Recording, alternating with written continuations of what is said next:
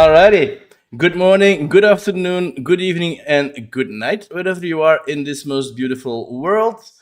And welcome to the official Beyond All Reason channel, the best RTS game on the planet. Normally, you would see our cameras here, but I had some technical difficulties yesterday. So I'm gonna do it without, in hopes that this time the stream will just go along smoothly. So these are our champs from the last few years. Season 1 we got the Netherlands, Season 2 Canada, Season 3 America, and Season 4 Germany.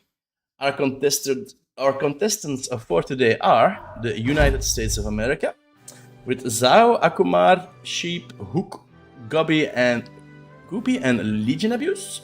All extremely well good players, pretty much all of them above 40. So yeah, one of the they are in the finals. They have one. Well, I'll go over the bracket in a second. That will be contending with Sash, Slick, Skag, Brr, Oxy, I think Ox, and Vixatri, and and that's it actually. 3D. We have let me show you the APM sites. Here we have the bracket for today. So we're going to be starting off with the Eastern Europe Coalition versus Germany. It's a best of 5, and the winner of that will advance to the final against the United States. So I think this still needs to be updated, but it will be the United States versus the lower bracket winner. Maybe this will only update when the lower bracket has been completed. United States does get 1 point for completing the tournament flawlessly. So they will have a small advantage on that part. All right, so okay, that's about it. Normally, I would have a few people casting here with me, but apparently they are running a little bit late. I'm expecting Aiden to come with us. Florio will also be here pretty soon, and maybe a little bit later on we will have Sivan as well to provide some excellent co-hosting for you boys and girls. Hey Florio, get in here, man. Don't be in the chat. I need you here. Gregin Boca, let's go. North America is supporting the United States. The coffee is brewing, and so is your excitement. Lovely to see that, Greg. Yeah, it's gonna be a nice one. It's gonna actually be a banger today. How it's gonna be working? So because of the USA, it's 3 o'clock in Europe, but it's like 6 o'clock in the morning for them. So Sky made it possible for them to join in a little bit later. So when the final go live, it will be at 16:30 in 1 hour and a half, and then they will fight the final, just to give them a little bit more time in the bed. So I'm hoping that's going to be pretty close to each other. But yeah, if the lower bracket final is going to be a walkover, a 3-0, then I will have to be finding something to go in between, of course. I'm thinking I'm just gonna go stream a lobby or something for a few minutes, or maybe for a little bit longer, just so you guys have some content. Alrighty, let's see if there are any questions on the live stream from YouTube.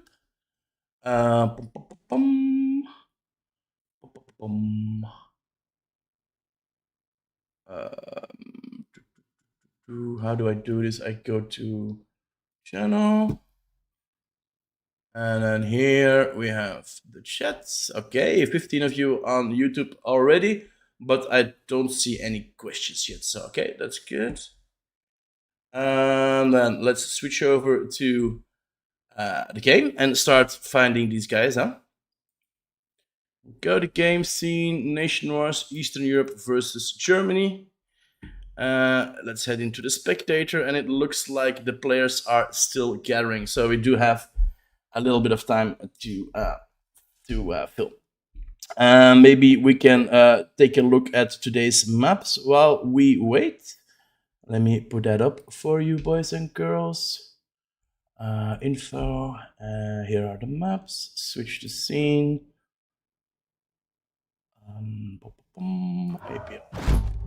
Here are the maps for you. As you can see, Cape Violet. Lately we've seen a lot of maps in a purple color.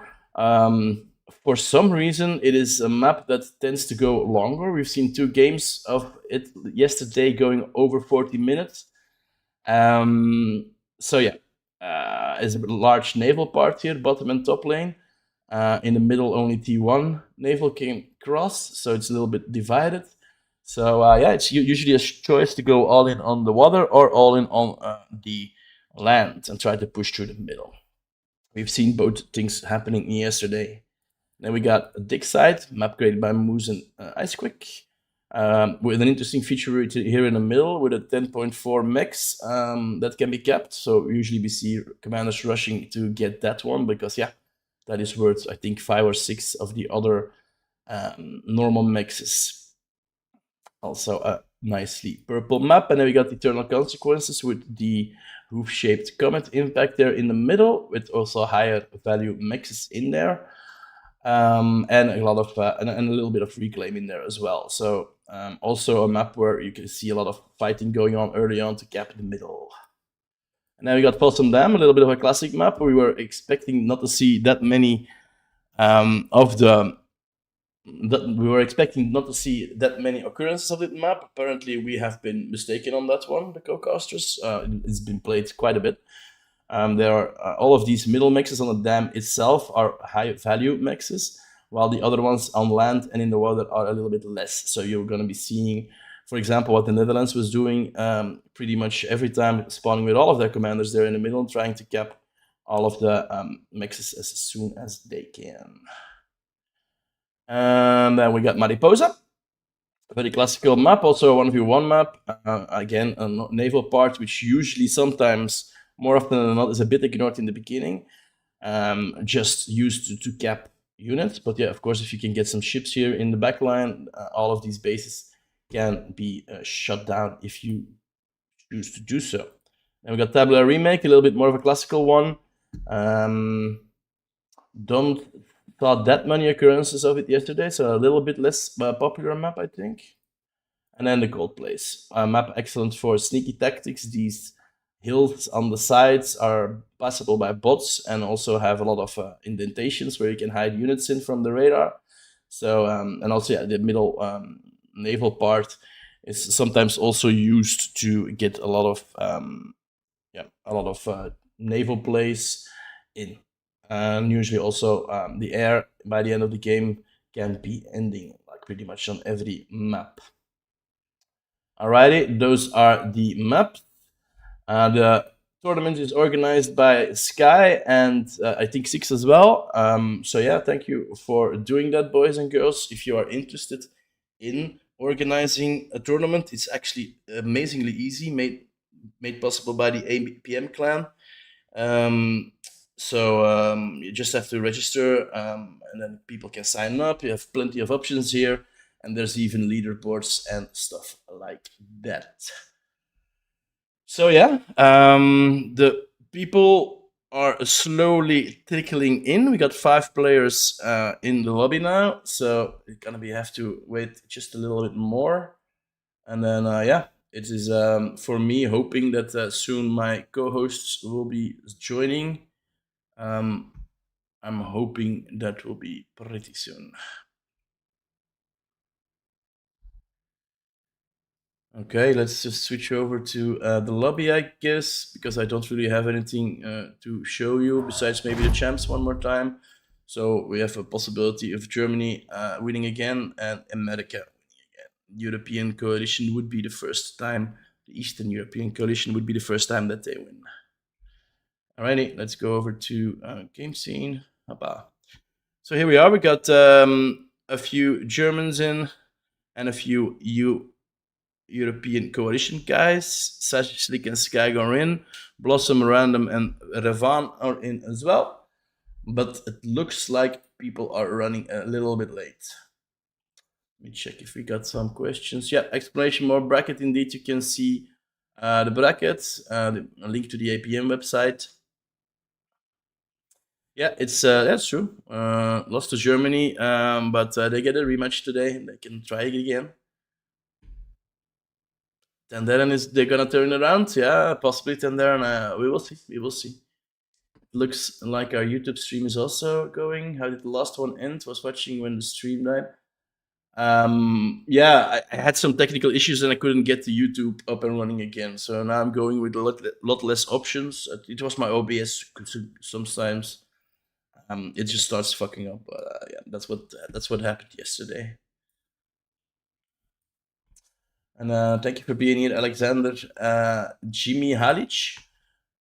Alrighty, 30 people on the YouTubes. How are we doing on Twitch? 56. Yeah, if you're noticing the shared viewers, I don't know what is up with that. I think it's a result of yesterday's or today's all King of the Hill event by All Reason No Logic.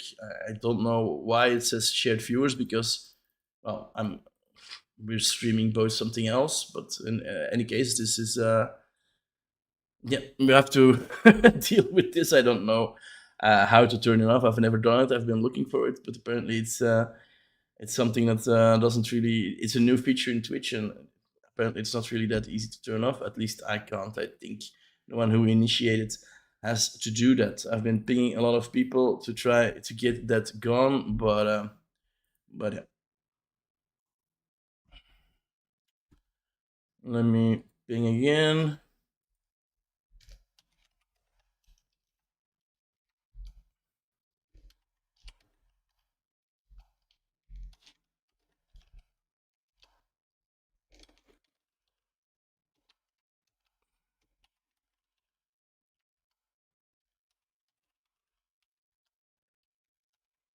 Let's annoy these guys a little bit because I don't like this very much.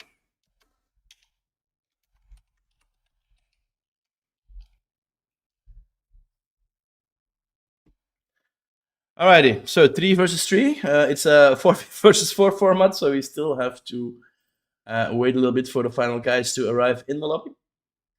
So yeah, I hope everybody is having an excellent day. It's a really nice weather here in Belgium. I think in the rest of Europe as well. The first really sunny and good weekend. And then on top of that, I have like an event going on across the street with a lot of noise. So I had to close my windows to not annoy the stream. So it's getting quite hot in here. So I'm hoping these boys and girls will arrive pretty soon, so we can we can get going and yeah, and then after the end, I can finally open my windows and get some cool breezes in here. Okay, lady, maybe I should go into their chat for from all reason no logic because they're still not responding. So the boys, I'm trying to get this fixed.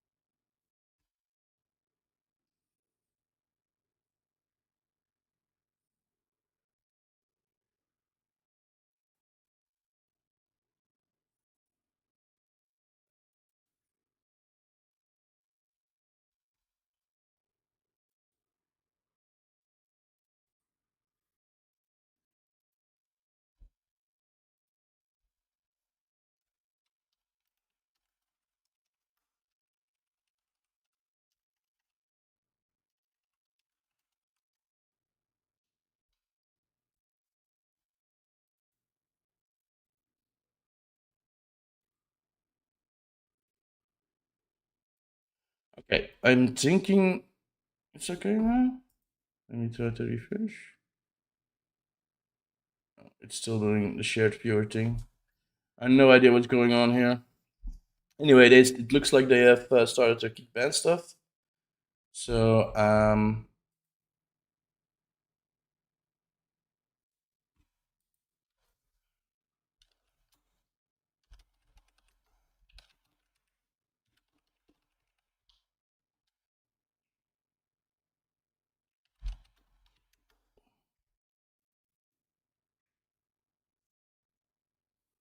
Okay, sorry boys, I'm trying to fix this because it's a little bit annoying with the streaming together.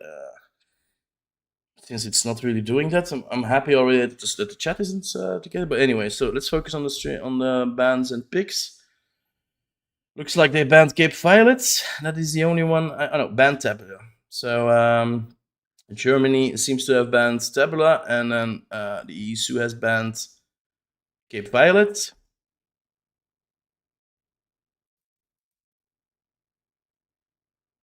This guy with a little throwing dirt over the fence, urging them to pick already.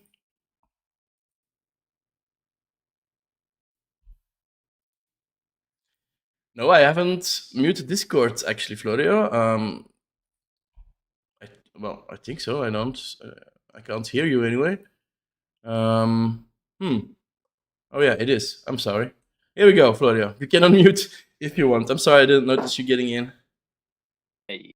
Hey, hello, hello, hello. So this is Florio. He will be helping with co-casting a little bit. And the first map will be Random Variable. Welcome, man. Happy to see you here. I hope you had a nice lunch.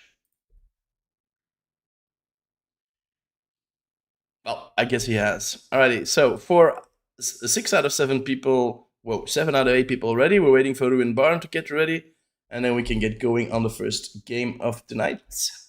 Well, tonight, this afternoon. For me, anyways.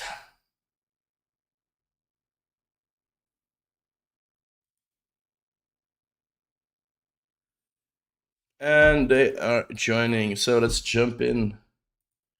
Sorry for this rough start, boys and girls, but yeah, it's something that happens on live streams, huh?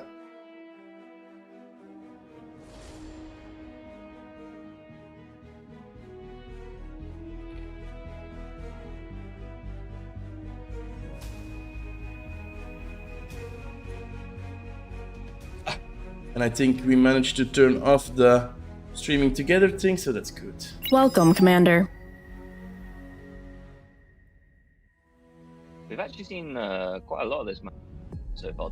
I didn't think it was something that was really expected. Yeah, indeed. When I started the stream yesterday with Reku, we were saying the same thing. And Folsom Dam would probably be banned a lot, but apparently it has grown into a popular choice today. Maybe because of the other maps that this one is jumping out a little bit. But a lot of creative options, quite a fun map to play really as a poor team. Yeah. I'm gonna turn you up a little bit. Here. Yeah, I'm usually a little bit quiet.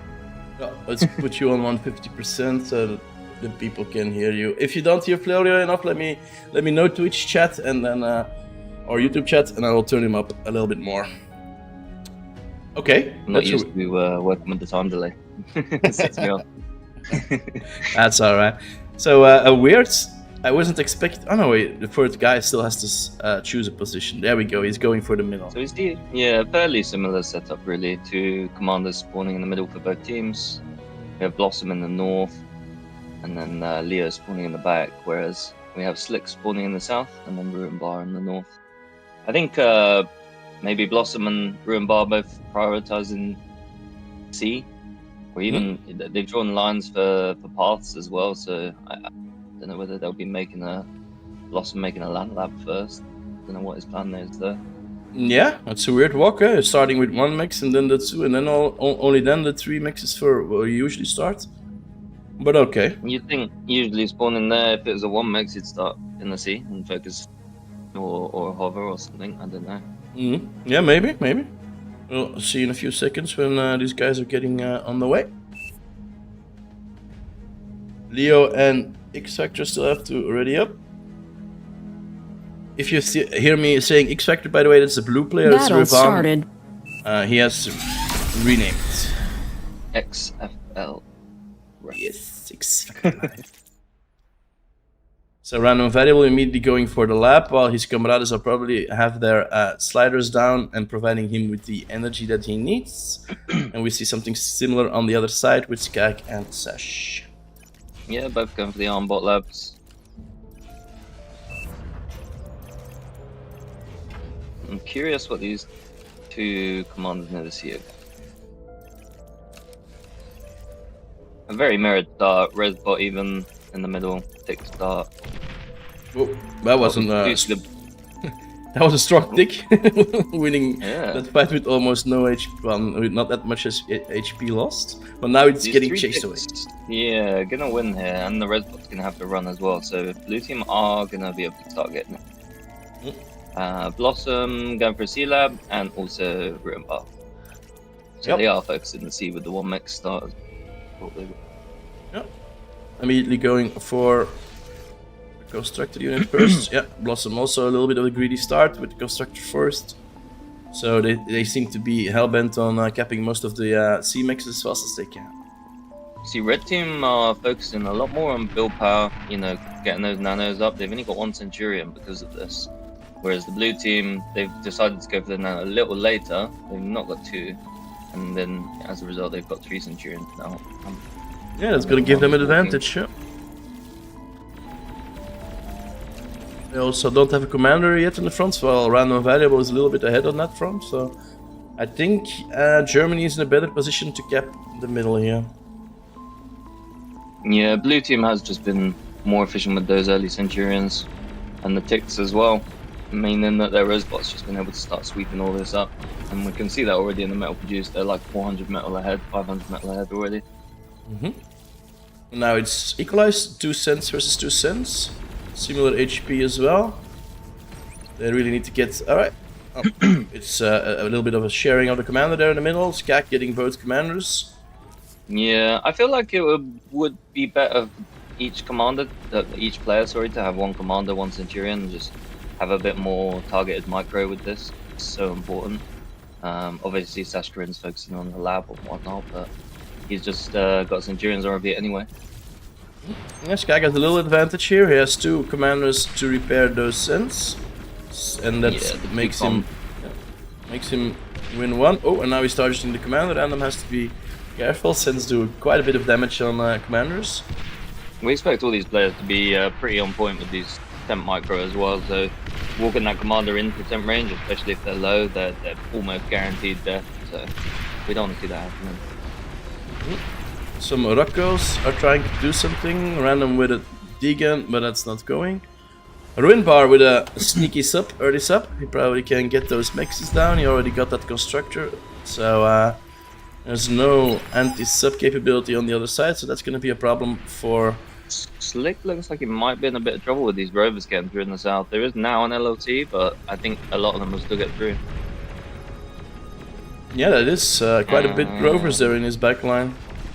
There we go. Might even be able to sweep up that 2-con expansion, but he's focusing on the base a little bit more, to be fair. Skak with a little bit too forward on the scent. He seems to be dodging the rockets though, and gets the beamer. Taking that beamer nicely without a Centurion loss as well. Yeah, he's pushing back on Ravana and Random Variable. Really getting some good damage efficiency with these 3 Centurions here. I mean, we thought even that, you know, the blue team focused on their units earlier, and yet still red team have come on top on the micro. Yep, even on the middle they're on top, and also in the water they seem to be taking the head now with that lonely sub, destroying that naval map. So yeah, Blossom's dead in the north. South side, Slick and Leo slowly expanding now. Slick a little bit further ahead. Metal producer demon sort of even out a little bit. Still the 600, 500 lead, so it's just that worrying they are on the front here. But you know, they got the 2 commanders on the blue team. They should just be able to hold this, try and get some. That bomb, I should be focusing on beamers and port here, really, in range of the nanos. Skak doing a really good job there, keeping the Germans at bay, and Sash can build there in the back, can quietly reclaim everything, so that gives them a good metal produced advantage for about 10% at the moment. Slick's doing really good at both playing this bottom lane, but also, you know, he's sent all these cons back, these 2 cons back on this path for all the mexes. He's given those to Sashkarin, and he's still pathing all the way back. Obviously, the other team has been a bit better with securing it, but for less cost. Yep, we see an early air transition as well by Sash, pumping out some Banshees. Ooh, Sky Commander going in destroyed. for trade, Yeah, I'm destroying not a lot of... He gets the units, they dig on the wreck, but he's still got a good army here now, to be honest. The army value is yeah, and Nano is gonna bite it. 300%. Commander has to be careful here as well. There's 3 cents firing at him, potentially. Don't get them DMZ. Good. Oh, this is now starting to get both commanders very low. Oh, Rand's gone Commander for it. destroyed. He gets the Centurions. Oh, That's you get actually that. pretty good Yeah, that's a good trade indeed. Only 2 rockets remain in the middle, forcing Sash to maybe, yeah, you get another lap up and running to reinforce the middle. That was actually a really targeted bomb trade. That was nice. Indeed. 4 Banshees now in the backline for... isn't Nettle up though, but it's getting immediately nuked down. 2 cons are never gonna outdo the Banshees. They'll still sweep up the max. But we do see Figs already from Blossom, so... should clear this out. Yeah, that's what really needed, so they were gonna be losing a lot of mexes there. That's a nice reaction from Blossom, yeah. I feel like the surprise of the gunships, like as you can see, is the best thing. You know, if you come along suddenly with 10 of them and just snipe every mech across that map, that's really the best way. But if they've got the Figs, then it is what it is. Indeed. Thank you for the follow, Pyromanic, and thank you for the follow, Help Spawn 420. Just trying to thank our followers a little bit. We do see in a core bot lab, the red team now, whereas you know, blue team is focused on this core vehicle lab. Yeah, but how is he gonna get the units out? It's gonna be better. I think that's blocked. They can walk out the back, so if there's gap in the back between the windmill, but he's reclaiming it as well. So I think that was. He's going for the core con. I think he's just made the con. So he's got the core con, but it's a bit of a use the time on BP. And he's going for the tier 2. The Europeans are remaining with the Centurion rockets combination, while the Germans have chosen to go Bounders and which source? No, what are they called? He made the core bot lab just to make the core tier 1 con, so you can go for tech 2 core bot lab. That's a really early transition, but yeah, they're comfortable in the middle there. So the E. No one's really got any E income. You know, Slick's using all his on army. They've used the air lab, which uses a lot of E. Maybe now instructing Skag to stop firing with his sense so he gets some energy. Should run some solars just to try and counteract, then balance it out, use his metal. I feel like even reclaiming the air lab here and just using that metal for solars to keep this going. They do have the whole sea in the north, and Ruin Bar now has a bot lab on the land with his commander there as well, so he's going to be able to start putting some pressure on. Yeah, and Germany already has its tier 2 up and running, or pushing out Sheldons. So the red team's going to have to go faster in the middle, or they're going to be... Oh, they're also pushing out the Sheldons. They do have the map advantage though, and the army here, so you know they can just, as Skag's doing right now, pull back. The Sheldons are great, but they don't have that much DPS, so it's going to take them time to efficiently push through this. In the meantime, you know, he's going to be able to get off his own Sheldon ball and then fight in the middle. Whoa, Slick with a big push there in the side lane. A lot of incisors going for Leo's base. And there's only 2 defending. Trades here. This is looking really bad for the blue team. Yep, if he can keep on, go north now. Ooh, a little lack of hip. No, he goes again, alright, and he's going to north side. Yep, seems to be a good choice. There's nothing much there to defend.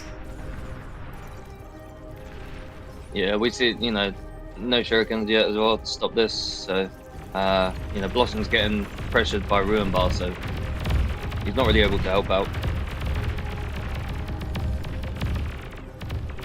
Now in a position to get the lab. I would focus the cons here, just kill the VP, and then the labs, and then it's useless. A little bit of an APM still here, he's out of range. There we go. Bremen has moved his commander over, so... Ooh, Slick's not watching. E-guns. E-guns. That's too bad. Yeah, that's not hard for them. Nice moves by Revan, taking advantage there of that APM style. Thank you for the follow, Yanni49. We do see Skag with a spy bot. The Sheldon Wall might be able to get turned by this, but the other team opted him for a couple of bed bugs to just go and help out with his north. I feel like Slick's done a really good job here, though, of securing this south. Yeah, and also, Ruin Bar securing the sea has just made this game gradually go more and more in Red's favor. Yeah. As long as they're even on this mid fight, it's good for them. Let's see what the bedbugs can do. I don't feel like there's that much really for them to get value off. There's a couple of cents and LLTs. He's now spamming pawns, but really, like, there's not much opportunity there in the south for the incisors. Yeah. Yeah, and in the middle, the Sheldons seem to have won from the European side, so they're again pushing back on the Germans in the middle. Spybot really helping with the accuracy.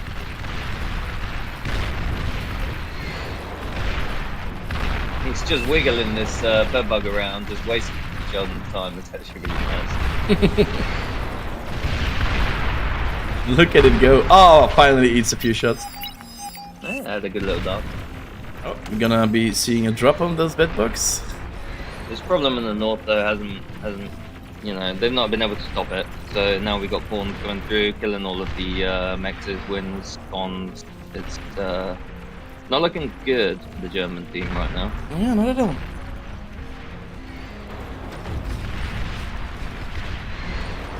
Yeah. And it's not really looking like there's any win condition, Still 3 commanders for both teams. Both flanked and lost, and mid also now losing.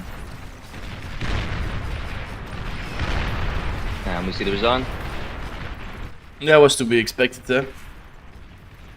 Somebody's not completely agreeing with that resign though. Wants to go on a little bit more. I think Random's just dancing until the end. He's got a jammer. He's gonna cloak walk. Ah, they resign. And there we go. GG's. First point going to the Europeans. Well, Germany is also European, Battle but the European ended. coalition in this case is taking a 1-0 lead on the first map, Fossendam.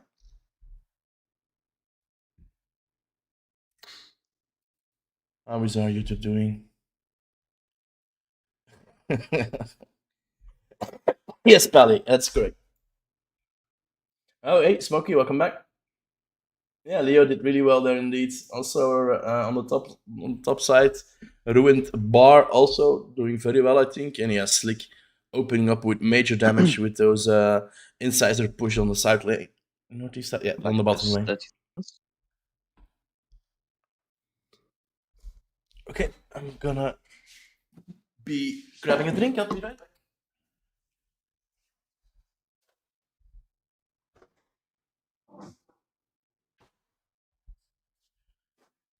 So I don't know what the second map is gonna be. They seem to be choosing it after the previous map. Apparently, it's gonna be Mariposa, being picked by a random variable.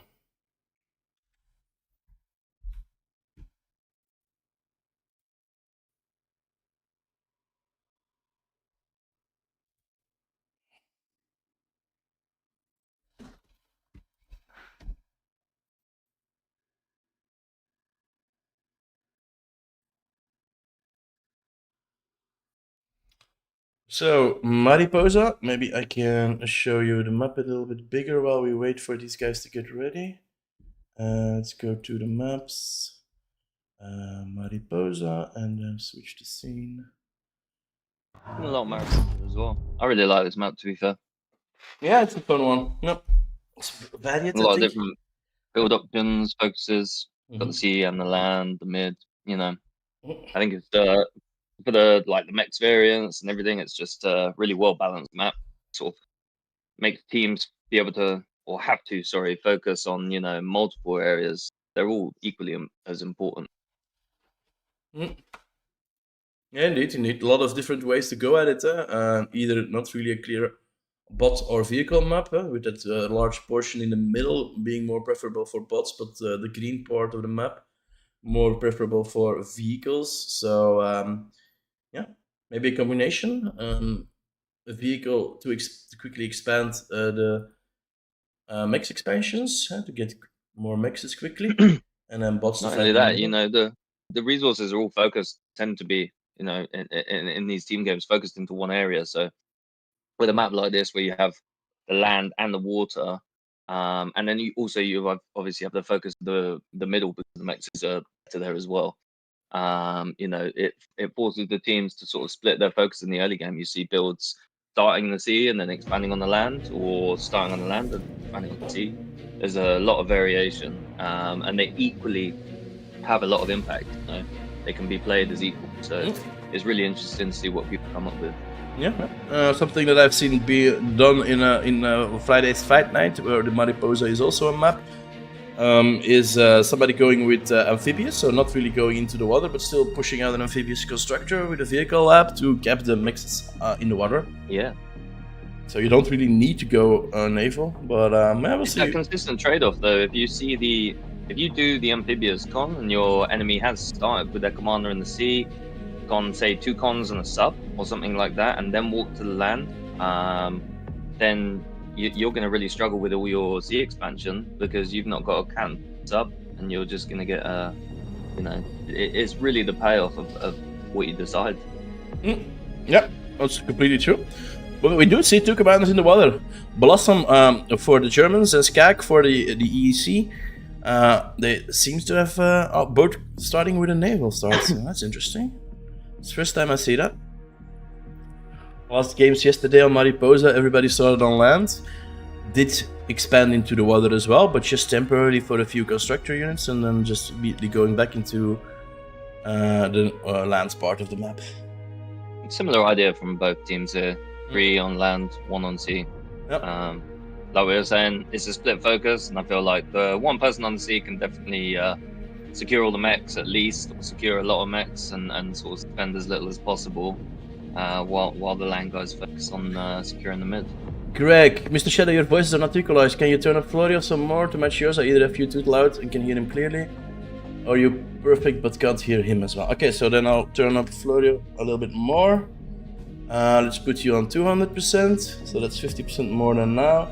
Maybe also give you a little bit more. Well, I don't want to up the audio on Discord because we're gonna have other people also joining, and they're gonna be way too loud then. So I'm hoping this is better. Just reducing me. Maybe try and increase yourself a tiny bit as well. Yep.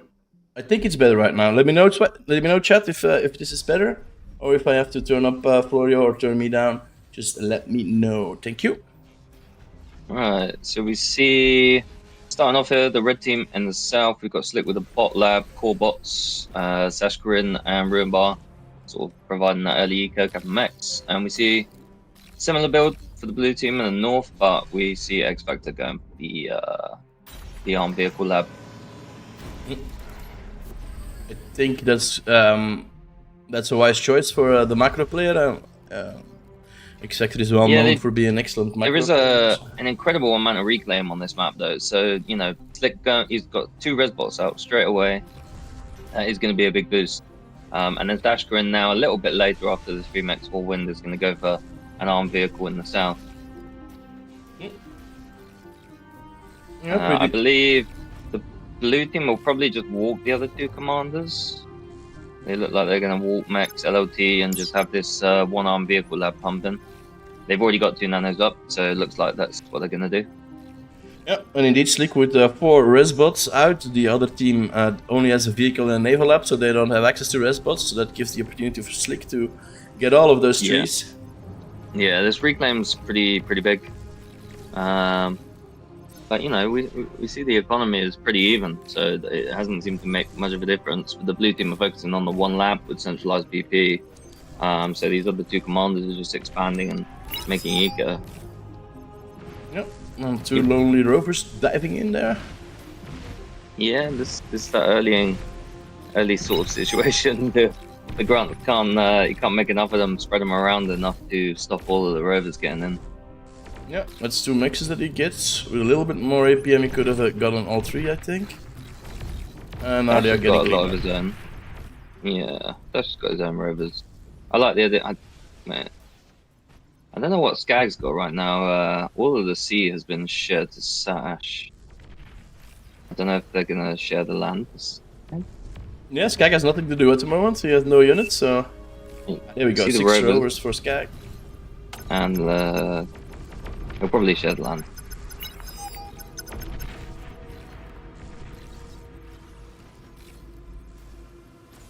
One lonely supporter going for the other side, scouting out the opposition.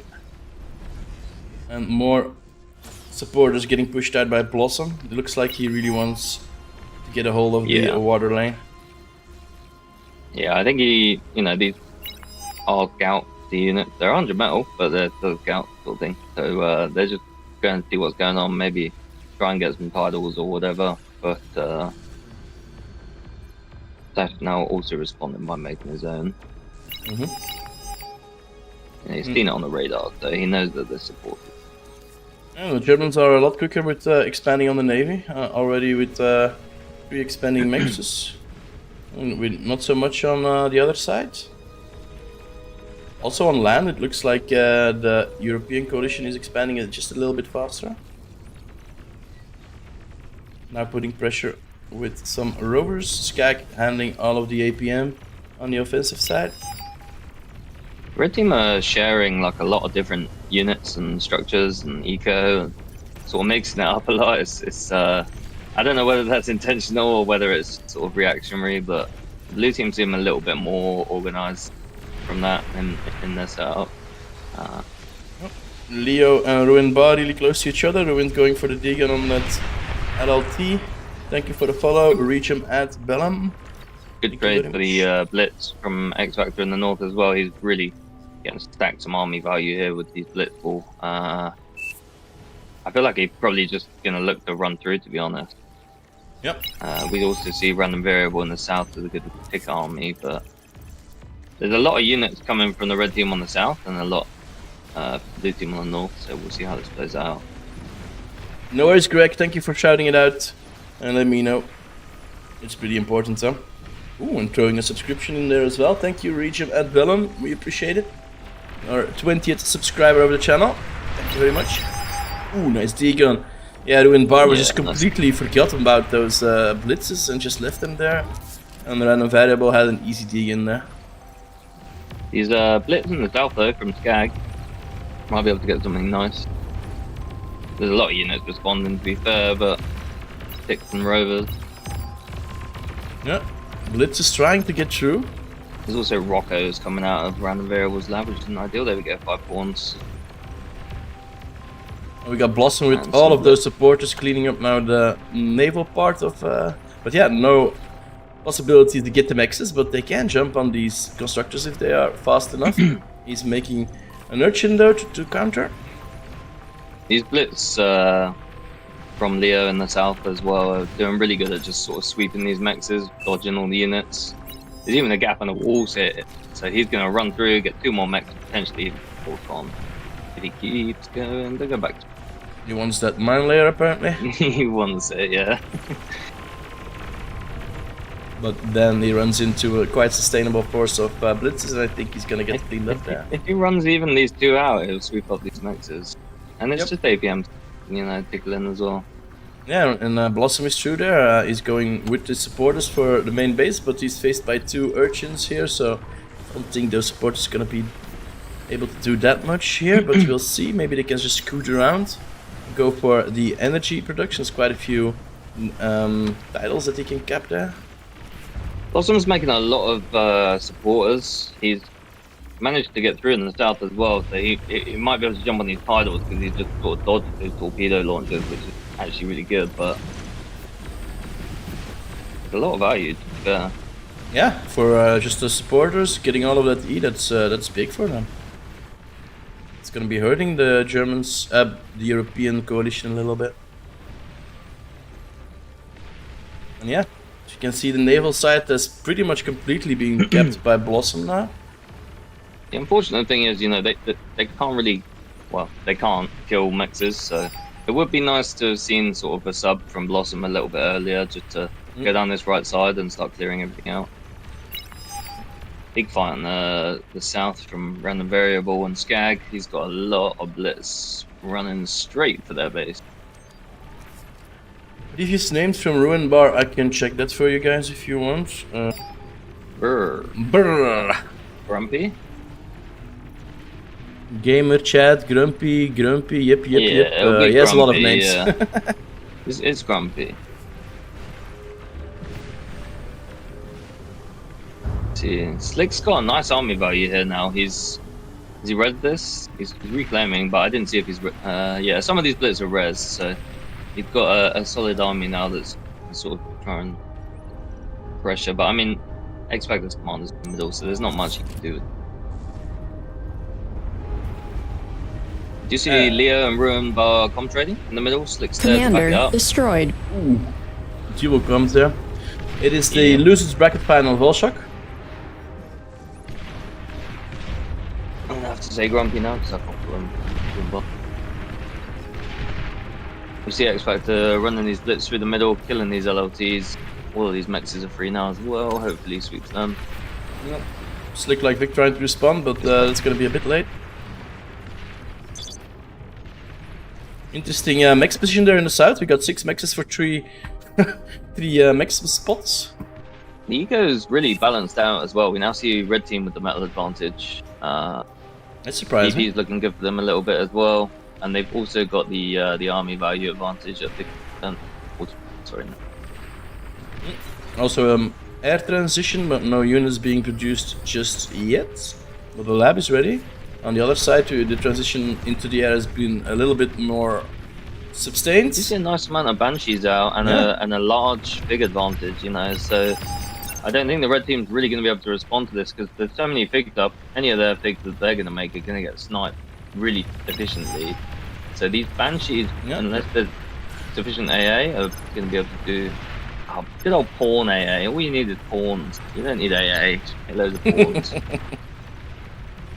Sash pushing back now on Blossom with some supporters and 2 Riptides.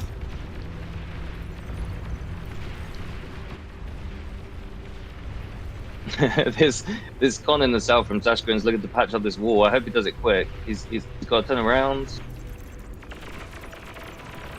There we go, he made it just in time.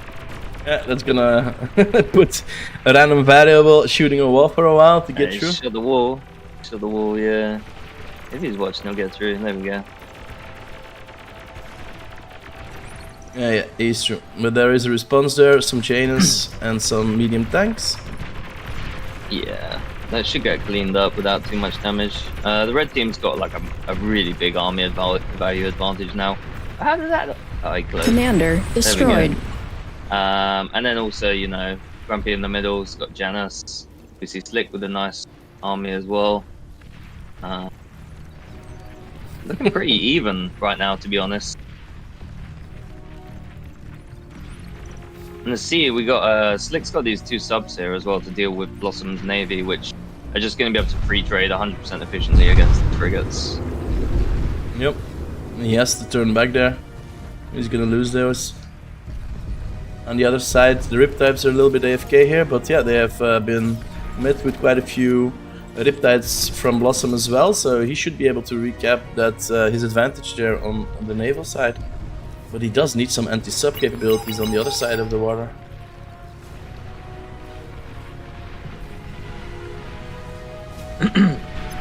Economy-wise, we see that you know, Sashgrin's doing good in making these advanced solars. He's got good titles. He's still got a lot of solars up though, whereas the blue team X Factor's economy looks a lot more mid-game balanced. So he's reclaimed all of his solars. He's only got 8 solars, and he's got converters for the excess. Plus minus solars from his team. Yeah, that's right. This economy value is massive now as well. Skag's basically unanswered in the south.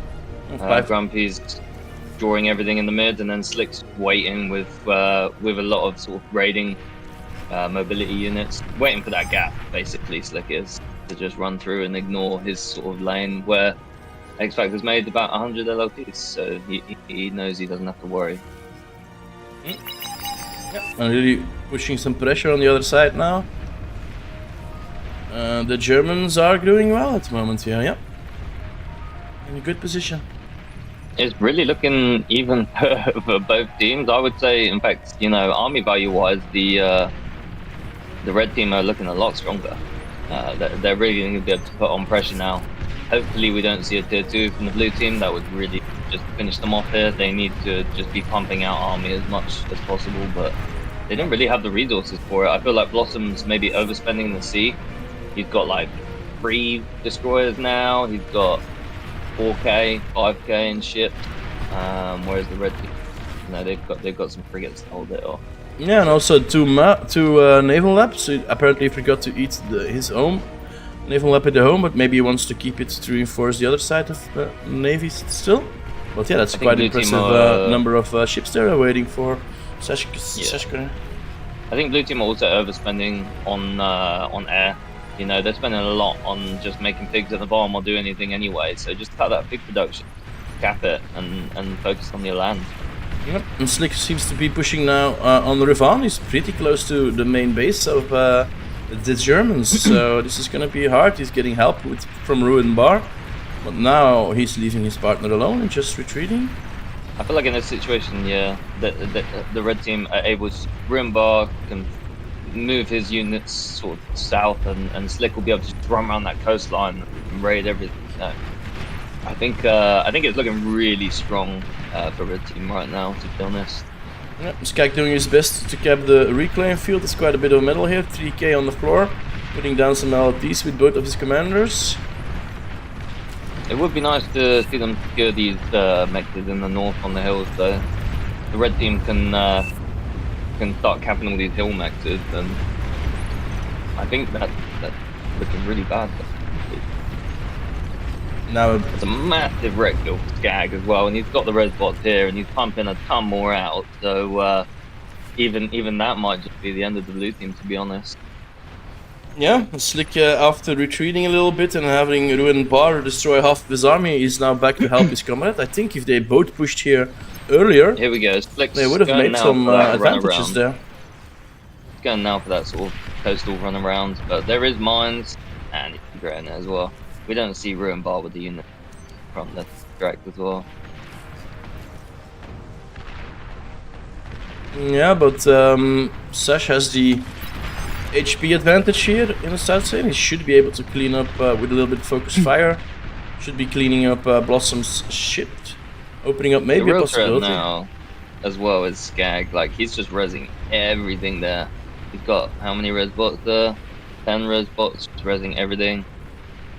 He's gonna walk at mines. Oh, they hit hard.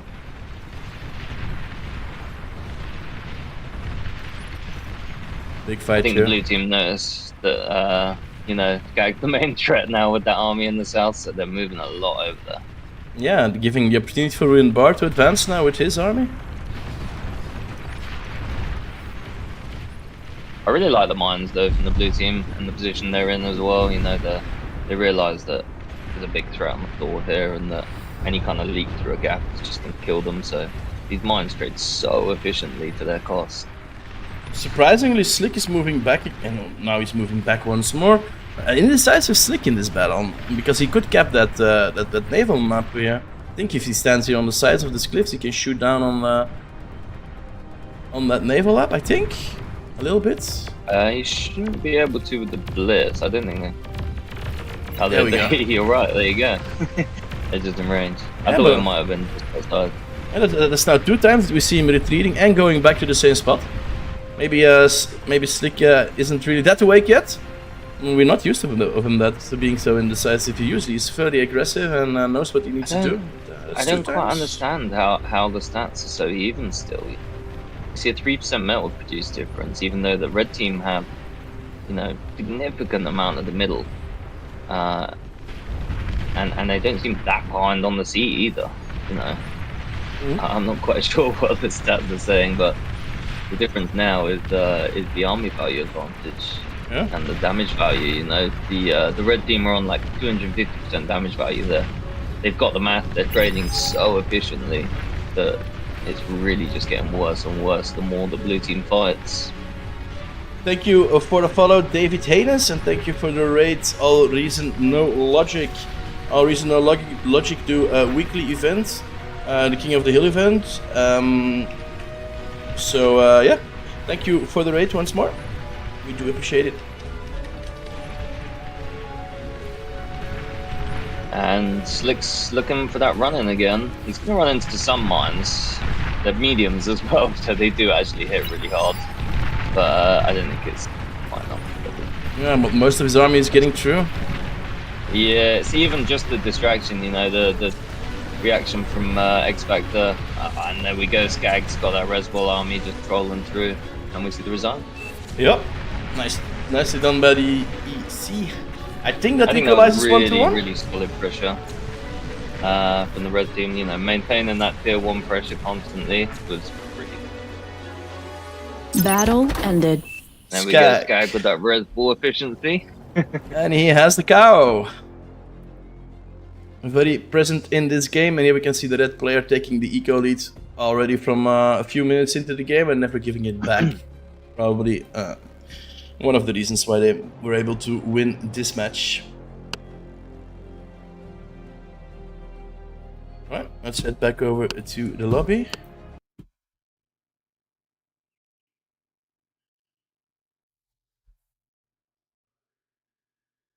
Actually, I think it's 2-0. The last match was also won by EEC, I think.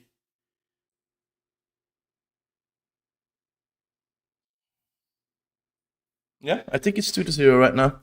Last one also was present with Slick there in the bottom, killing everything in the back line, and then scoring the points. So yeah, 2-0. Only one game to be won for the European guys, well, the European Coalition guys, and then they are advancing to the final. And then yeah, that's kind of what I was expecting where this would end. I wasn't expecting EEC to actually be booted out of the tournaments and gone to the losers bracket. But yeah, looks like they are managing to crawl back into that.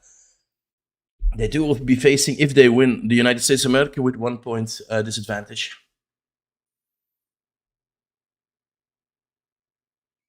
Thanks again for the raid, All Reason No Logic. I hope you had a nice event and that you had a lot of people with you. Earlier I was watching you and you had over 100 viewers, so I think that's a pretty good result for you guys. Congratulations. So head over to the All Reason No Logic channel and give them a follow. And thank you for the raids once again. We're at 211 on Twitch. It's already pretty big so early on. How is the YouTube doing? 124 as well. Alright, over 300 viewers. We are more at yesterday. But yeah, I think, of course, today there's also... in-game music too loud? Oh, I'm sorry, Patak, I didn't see. I'll turn it down. Apparently the in-game music needs to go down 30%. I'll do that in just a bit when I'm back in game. Alrighty, third map. Looks like they are still debating that.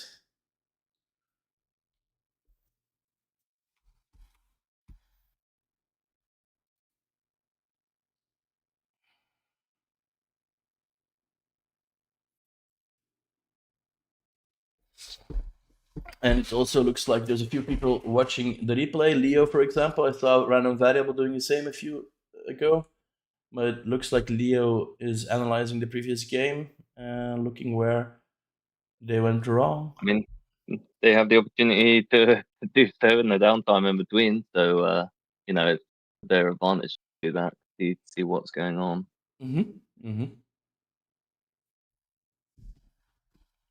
I wonder where Aiden is. He said he would be here, but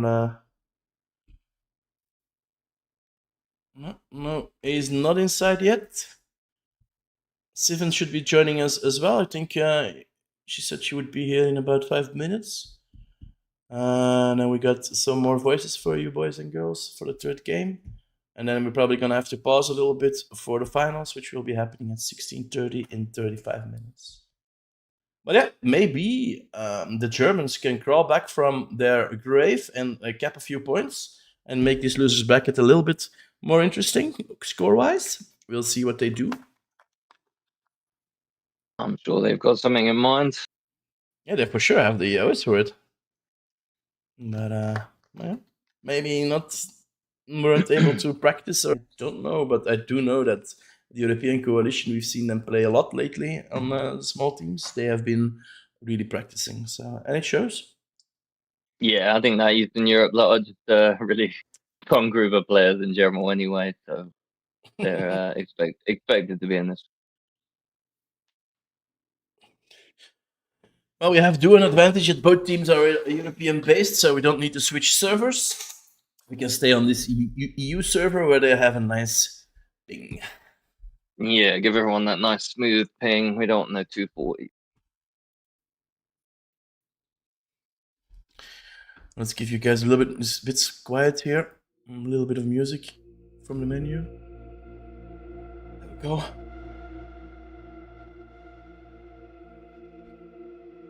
Excuse me. I accepted my friend request. Cool. Yeah, we can follow each other. That's maybe handy. Didn't I friend you already? Oh, I just accepted still. I thought I sent Hey, there we go. And we are off to the races. Let's go. How are my YouTube fans doing? Well, fans, the Beyond No Reason fans on YouTube. Now your fans. Greetings from my bed in Australia. All right, under composition, keep your hands above the sheet, please. Another Aussie bed watcher. Oh, Cheeseballs is doing it as well. All right, a lot of Aussies are in their bed watching Beyond No Reason. I hope my voice is nice and soothing for you, and that Florio also Welcome, helps Commander. you fall asleep a little bit faster. Oh, what is this? Oh, okay. All right, so Cape Violets. Oh, sorry, Digside. Excuse me, Digside 2.0, created by Moose and Ice. The description We are on the dig site. Yep, the description of the map: fields of flowers and purple forests surround an abandoned excavation site. That is a nice description. So, yeah, straight from the start here seems very interesting. We see Gem Team in the south. They've gone for 2 commanders up on the hill, which Yeah. I assume will be like focusing a bot lab off the cliff here for the mid-mechs. I think we've seen from a lot of the games really that the team that secures that mid position and wins that tier 1 fight as efficiently as possible, they seem to have quite a good advantage going into the tier 2. yeah, with 2 commanders, I think also a possibility is to do a quick air lap and a transporter to get the commander down first at the middle of the map. Yeah. You only need 1 heavy trance really to just move both commanders down there. So once that BP is up, then yeah, absolutely get 1 or 2 of them down there. Yeah. It is possible, of course, to equalize with expanding, but if you can cap that max early on, you get a real big medal advantage over the enemy team. So yeah, I think that is what our Germans are thinking about. And yeah, they do have to pull the rabbit out of the hat there. They can't lose this one or they are out of the tournament. But yeah, still a 3rd place is still a very nice result, and will also give them the cosmetic formation march, which this year is exquisite. A bit more of a standard build from the red team. We do see Skag, he's spawning like right in the back though, and obviously I think his commander's going to be pathing, you know, all that way. I feel like personally it would be better, excuse me, for the commanders just spawn at the front and have Saskarin send the con to those, you know, path those 4 back mechs. Mm-hmm. But we'll see what they make of it. Battle started.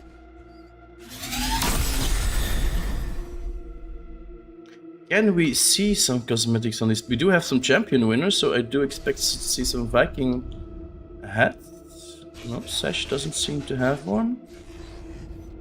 That's weird. I would assume maybe a random. No. Oh, he does have the medal, so either from Nation Wars or from being in the top 3 from last year. That is the same reward, but this year we do have a different reward for the Nation Wars. It's gonna be shoulder pads, and they look amazing.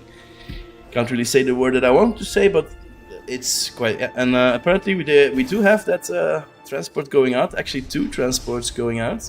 So they might even be thinking about a dual commander drop on Slick. But maybe they are gonna cap the middle. We will see in just a few. Yeah, 2 heavy transports, a couple of scouts, and then 2 light transports. Moving the commanders straight away. Just leaving that air lab with the air lab zone BP.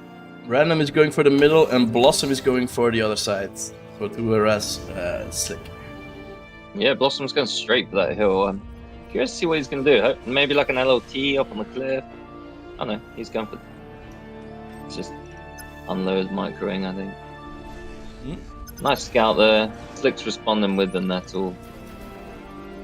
Even this scout start, wow, look at the response from red team. They've gone 3 AA bots, a nettle, Blossom's com trading. Ooh, look at this wall. That's so efficient for them.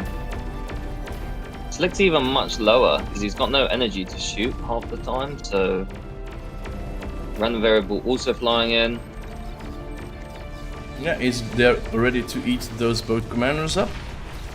In the meantime, we see X Factors in the back. He's dropping tons of BP nanos. He's using those light transports from the lab to transport those nanos. Looks like, oh, he's going straight for the hill with random variable. So they're going for a really aggro play here. They know they're in the loss. Both commanders getting away on 1%, 3%. Yeah, they stopped shooting at each other. Gets away. Oh my god. I don't think that's really good for these guys. No, they wanted that Commander destroyed. and he loses the comm anyway to the units. The bot lab's going down. I don't know if it's in time. There's a lot of thugs. The commander walking up as well. Realistically, he's just going to be able to walk this and not have any worries. If he sees it, player view. He doesn't see the commander yet in the lab. There we go. He's reclaiming. He doesn't see the enemy lab. commander as well. That's big. It's kind of blowing up in their faces. Blue team don't have the E though. You know, Revan's trying to spam wins now, but Leo's spamming wins as well. They need an E to hold this for a second. They've got no cons, so they can't make beamers. We see Ruin Bar now walking the mid-mex. Well, he's just going to degun this LLT and just take this mid-mex for himself, so they've now lost that advantage. And the lab gets degunned by Slick, exactly as we said. And this is really, unfortunately, not paying off the blue team here, I don't think. Not at all, actually. Nope. Random variable in an awkward position here. I'm thinking he's going to lose that gun if he's not careful. Maybe he can get up a nice degun if he's lucky. He's dancing like a proto, avoiding most of those duck shots. All he's buying himself is time, really.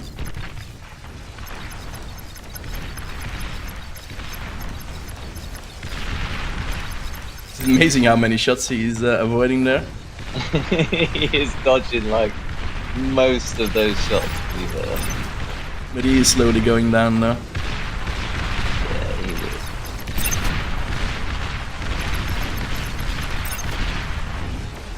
is. Look at this guy go! Amazing. Still at 13. Ooh, 5 now. Commander destroyed. Ooh, Slick was almost too close, getting hefty damage. It's now. good to use the AI targeting. You know it's going to predict where your commander's moving to the current click. So you can just keep spamming the click left and right, and they'll keep predicting he's moving right, but you never actually. And we can see on the sliders, of course, a big advantage now for the red team with that middle mix. They can re-establish their position there on top of the hill. That's the second commander they eat. Yeah, the second commander, exactly. They're juicy right now. They're good.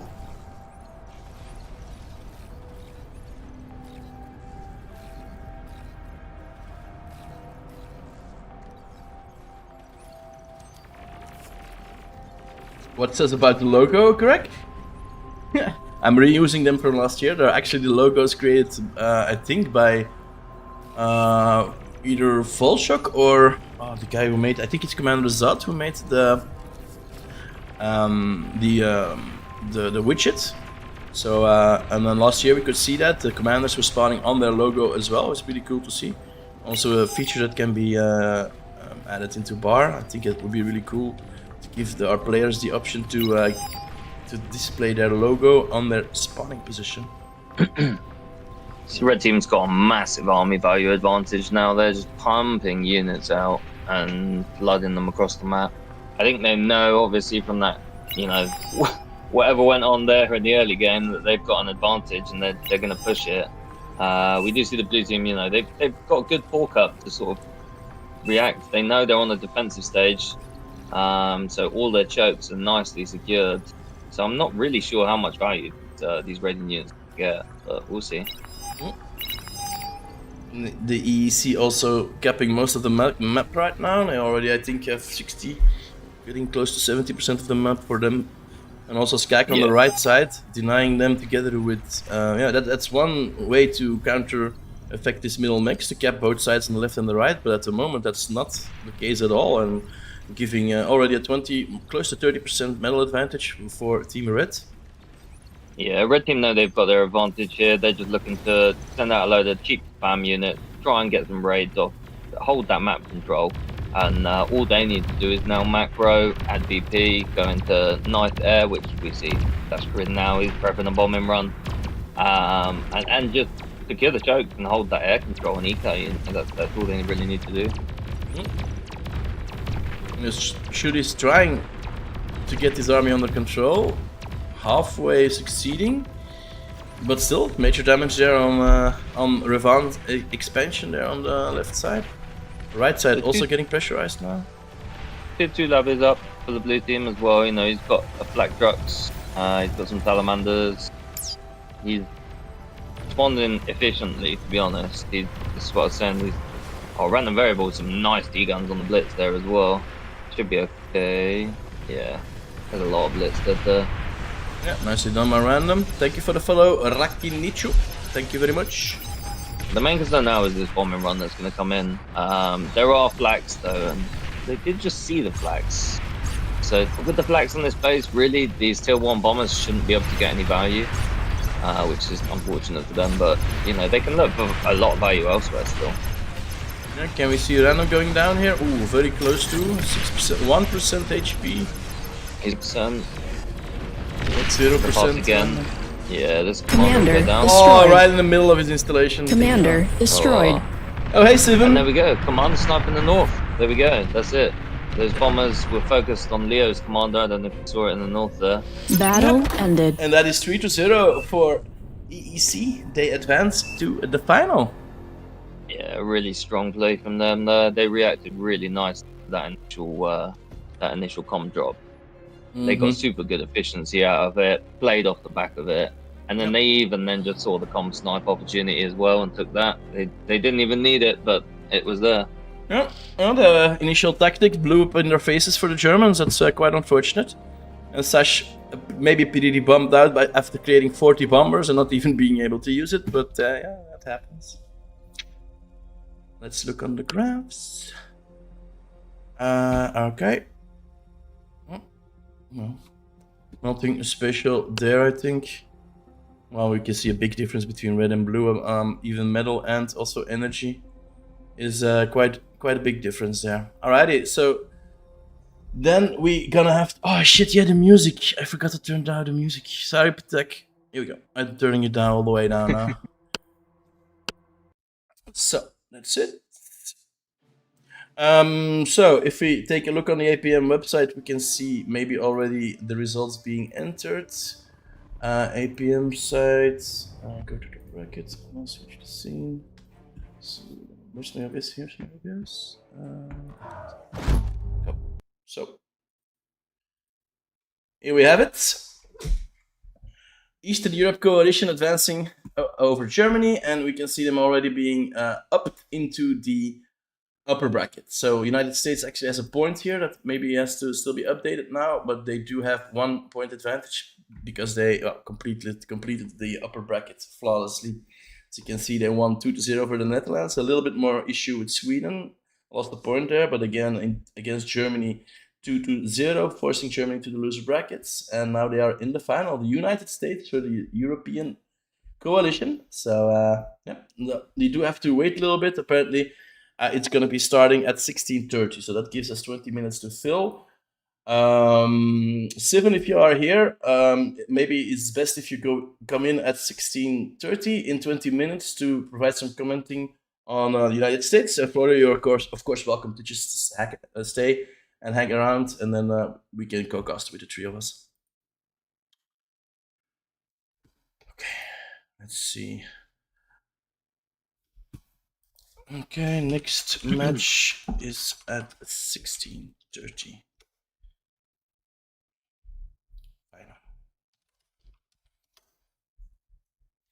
Alright, so yeah, boys and girls, I think I'm gonna jump into a lobby because I don't really have a video to put up while we wait. At least we can give you guys some nice place. Let me look at my friend list, see where the big boys are at. Looks like right here.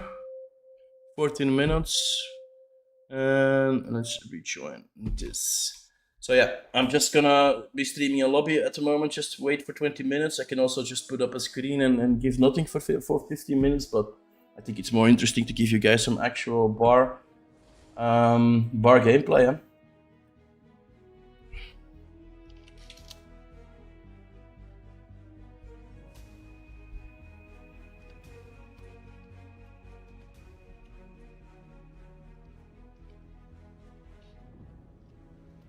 Welcome, Commander.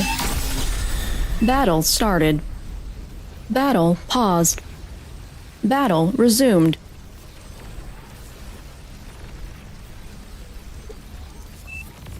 Alright, so 8v8 with a lot of high level players here. Hellsound 64 OS, Bloody 69 OS, 50 OS, 52 OS. Yeah, that's yeah, this is definitely an OP lobby here. Just have to catch up until 20 minutes. 7 minutes I think it was in, so not too big. Yeah, sure, Florio. Enjoy your break.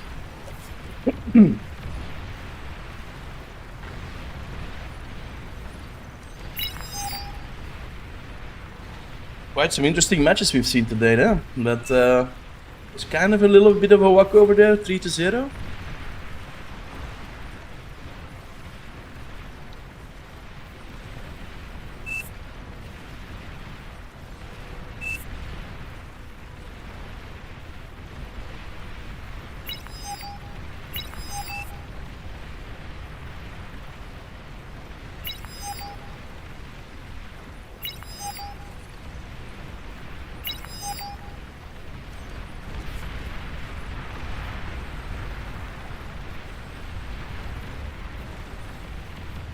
Hellhound, by the way, this guy over here, also a very active bar streamer.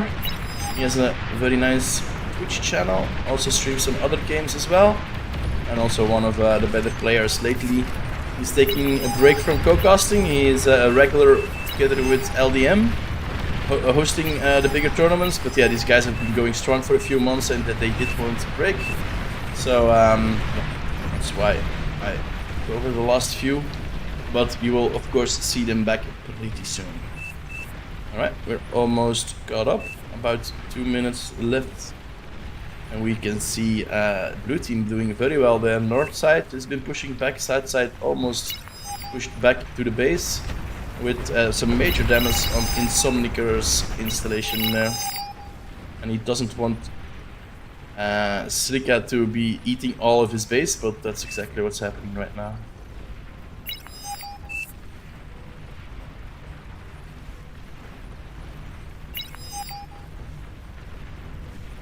A few more pings. Okay, nothing too special.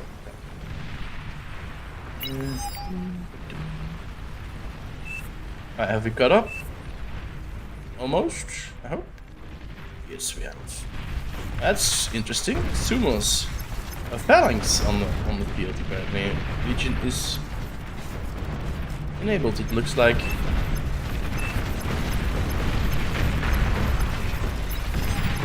It's 2 storages going down here.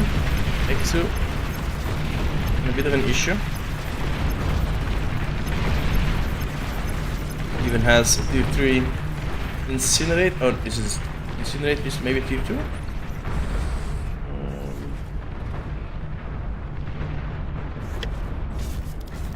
I don't see it here. Help me out, guys. Incinerate. Ah, here it is. It's a tier 2 unit. I don't really like to play versus Legion. I think it's a bit unbalanced. As you can see here a little bit with these phalanxes. Commander destroyed. Just walking in. They are getting shot at by quite a few hounds now. Beamers trying to clean them up as well. But yeah, that's a nice push there from the white player. Sikta.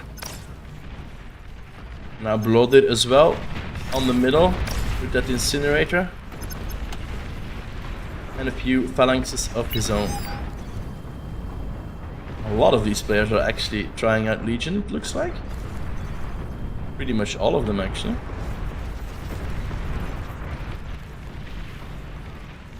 And a tier 3 transition here. Going for razors and using mobile build power.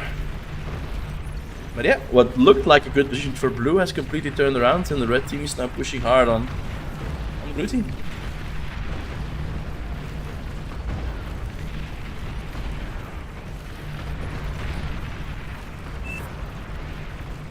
In cleaning up purple, I think in a position also to get the air base down. It looks like the aerial guy has already left the game and Hellshound is taking him. It looks a little bit over here for team blue.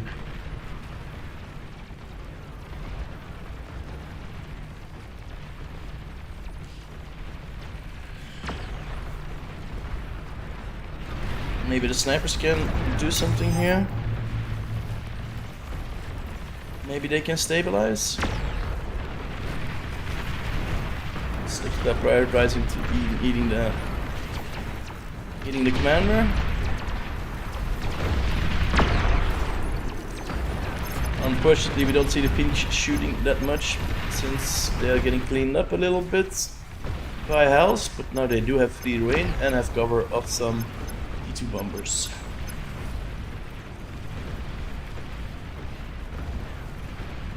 What time is it? 18. 12 minutes to go for the grand final. Don't go anywhere, boys. It is coming up pretty soon. Oh, look at that. Oh, look at that. They're so beautiful, those phalanxes.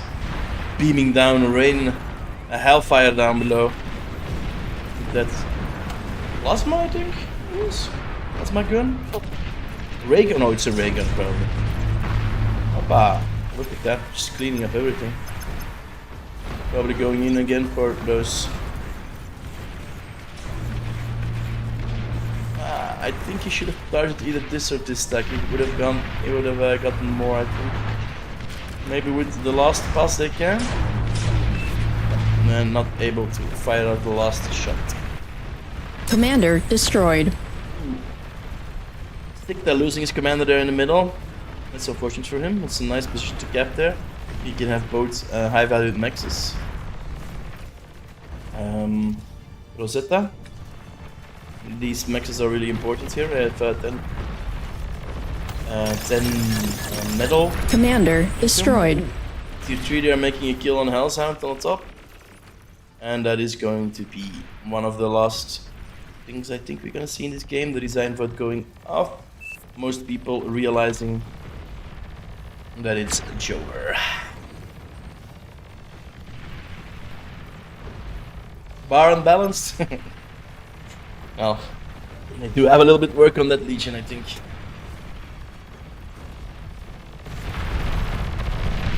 Razors going in, nothing. Oh, there is a Bastion defending there. Can they kill all those Razors?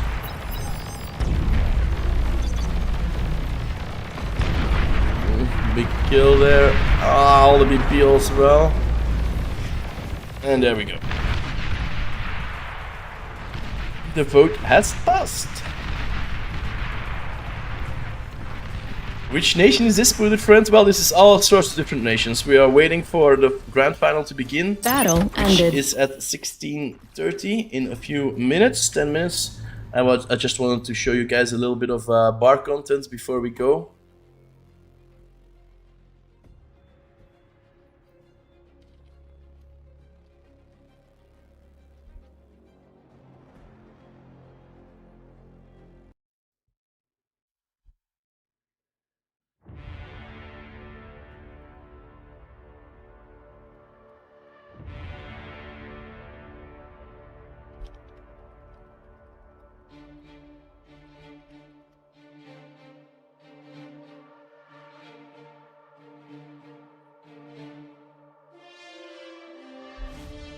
Flats and Forts seems to be the next map.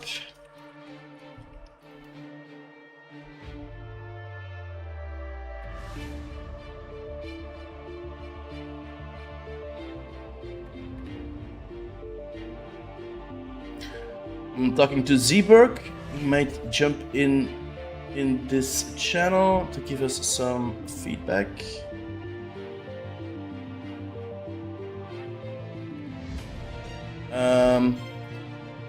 Sky, could you drag Zeeberg into the streamers channel, please? Sure, you should be able to do it yourself. Try it now. No, I can't. No. Okay, I will check the permissions because I thought I had gave permission to streamers to do that, but I will do it for you. Thank you.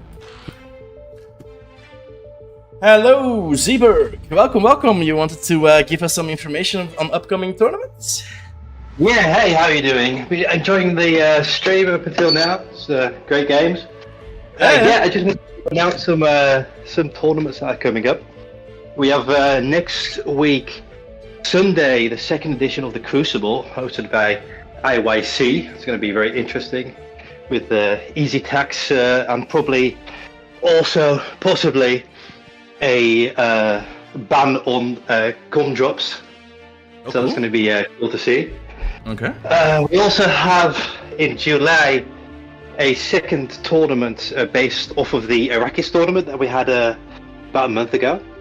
The exact details of what that's going to be are not known yet, but keep your eyes peeled on the Discord. I just wanted to come in to announce these two tournaments. Excellent. Thank you very much for that. Zeeberg has been organizing a lot of tournaments lately, and I would like to show my appreciation for that, Zeeberg. You're doing a hell of a job. Thank you for that. Cheers. It's a lot of fun. Yeah, I enjoy it as well. I do fight nights weekly, and it's getting popular. People are actually donating to the prize pool and getting some more money for the winners. Yeah, very cool. Yeah, Fight Night is excellent. Some good games there too. Yeah, a lot of people are, all of the best 1v1 players are actually competing, pretty much all of them. So, Yes, high quality. it's excellent. It's nice. Welcome, Commander. Okay, well, that's all I wanted to do. So I wish you good luck on the rest of the tournament, and let's hope that the Euros win.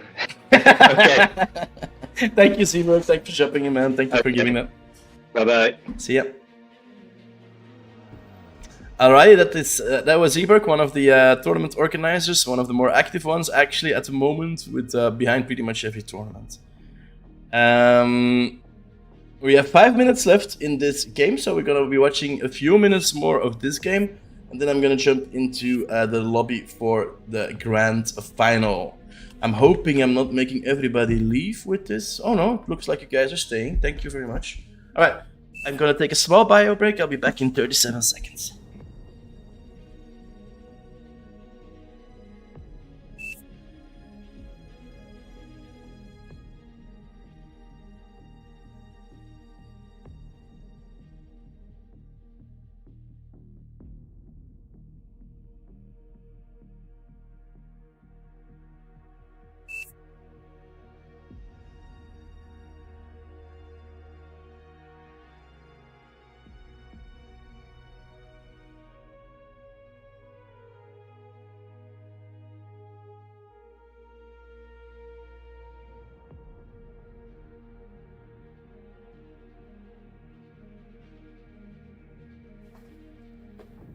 Alright, we're back. Battle Looks started. like the fourth stat has jumped in as well. And I feel like it's still a bit loud, the music, so I'm gonna go in my settings. Yesterday I played around with it because I couldn't hear music. Let's turn that up. Oh, that's just the same slider in here. Okay. If there's anything wrong with the audio, please let me know, guys. Thanks again earlier for warning me about Florio not being loud enough. 4 minutes left. Let's see the opener here. Ooh, we got Barcast in the game as well. He's enjoying a few games in the OP lobby. Barcast is the organizer of the BPL, the Bar Pro League, which has been going on for years. He also organizes the Alpha Cup together with our community manager, Pitaku.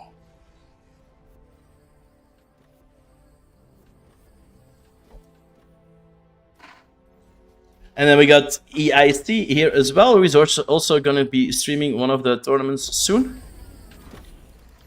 Also a very good streamer here on Bar. It's so nice to have all of these excellent content creators in here.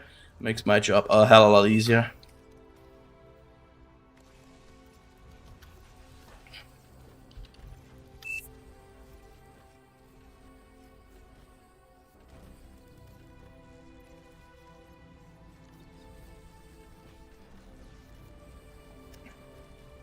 Alright, 3 minutes left. I'm keeping a eagle eye on my time.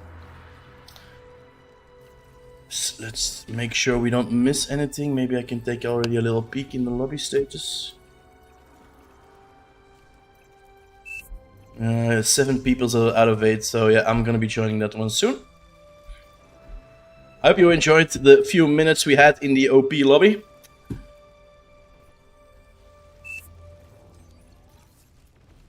So yeah, if we're going over to the tournaments that we just got announced, we also have weekly events, being Fight Night and the King of the Hill event on Sunday. They also do it on their own channel on Wednesday. It is an event where a lot of kings, well, not a lot, I think 7 or 8 kings spawn in the middle of a customized map, while the peasants with like 70 or 80 of them spawning around them. They do have, of course, a quite hefty bonus there in the middle to equalize the score. But it's a really interesting format with not, well, you would expect the kings to win a lot with that bonus, but actually, if the peasants work well together.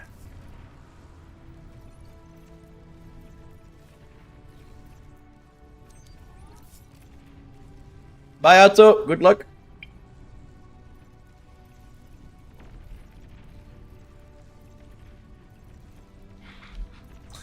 Yes, guys, I just want to get some bar content to avoid everybody just leaving, which what usually happens if you put up a pause screen. Everybody just go watch something else. At least you can have some high-tier gameplay while we are waiting. Alright, so I have some questions about the Team USA. So let me show you guys who actually is on Team USA. This is America, the proud nation of the United States, with Zhao coming in at 62 OS. That's almost 63 actually, pretty damn big. Akumar close to 50 OS. Mighty Sheep at 45, Hawk at 44, Goopy at 43, and Legion Abuse at 38. I think it's Akumar, Sheep, Goopy, and Legion Abuse playing today. But maybe they will bring in some new players for the final. Alrighty, let me go into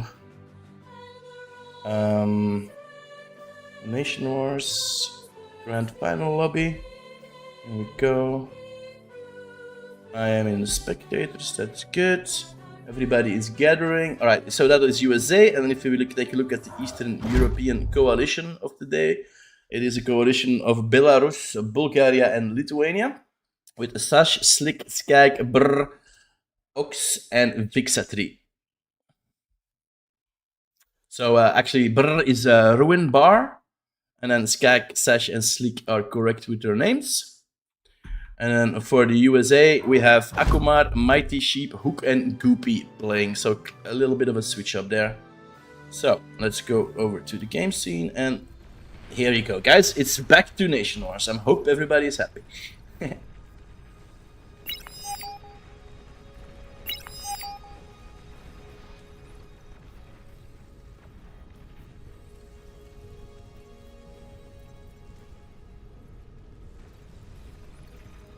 First ban, Eternal. Skak is really being impatient. He really wants to get this show on the road.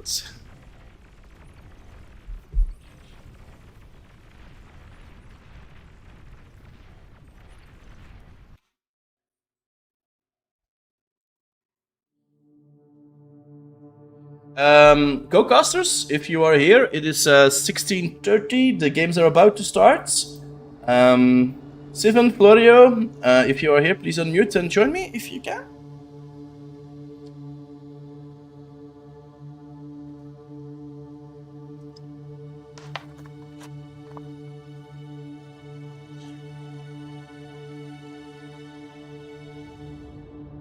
Okay, no response. Let me try to ping them in our group chat.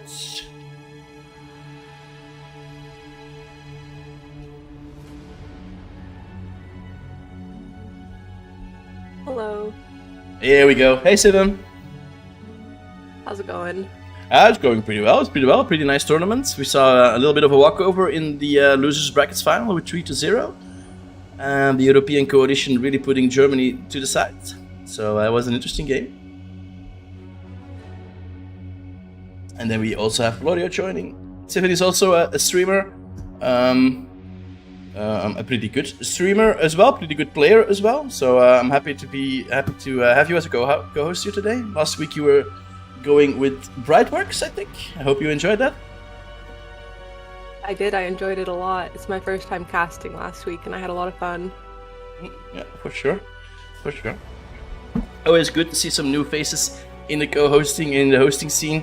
You know, it's always better if you can do it with a few people. It's also more enjoyable for the viewers, of course, if there are a few voices providing some background information.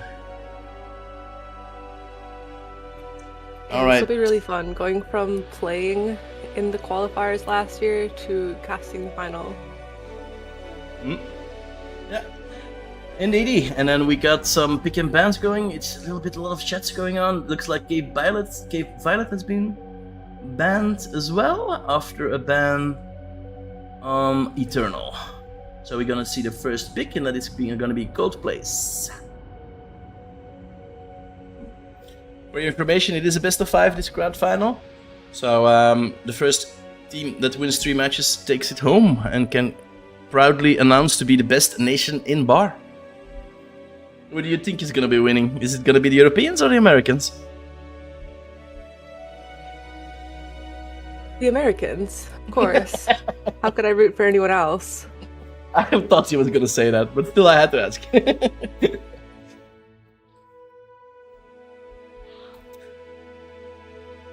OS-wise... Do we know who TM Ruined Bar is?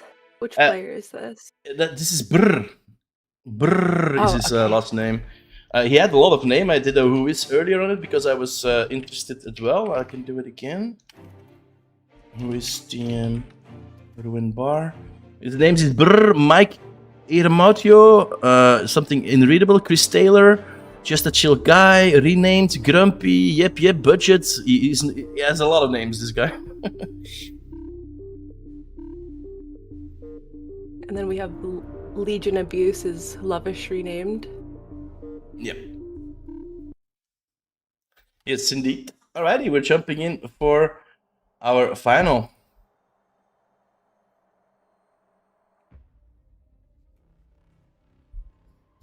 On the Cold Place, a map I haven't seen played completely. I think I only jumped in yesterday on a half completed game. Would be nice to see one from the beginning. A map with a lot of, well, not cheesy tactics. Welcome, but Commander. You can go here on the sides here. These hills provide some radar coverage. Well, some avoidance from the radar. You can actually sneak them units by. Of course, only bots. Vehicles can't traverse. But this probably we're going to be seeing attempted quite a few times.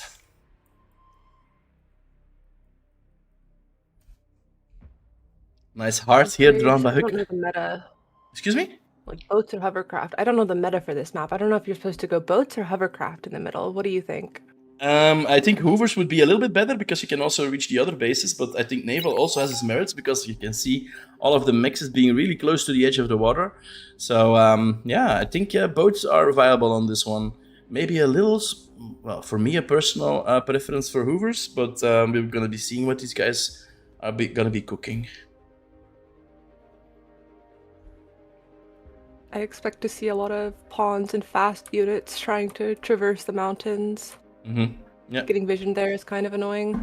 Yeah, and this just jumping on a base there unnoticed is a very big, yeah, it can be very annoying for the other side. All right, we're waiting for the last player to choose a starting position. Akumar is taking his time.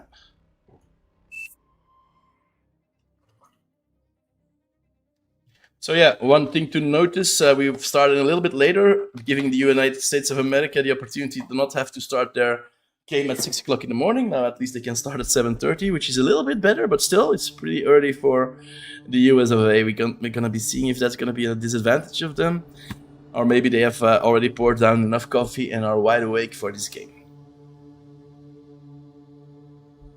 Pretty much a mirror start. TM Ruin Bar together with Sash.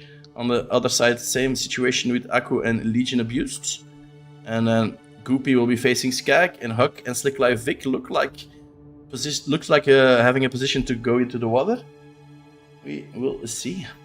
All of them have spawned, and we are ready for the first game of the Grand Finals. BM versus TM. Basic change there. Sorry about that.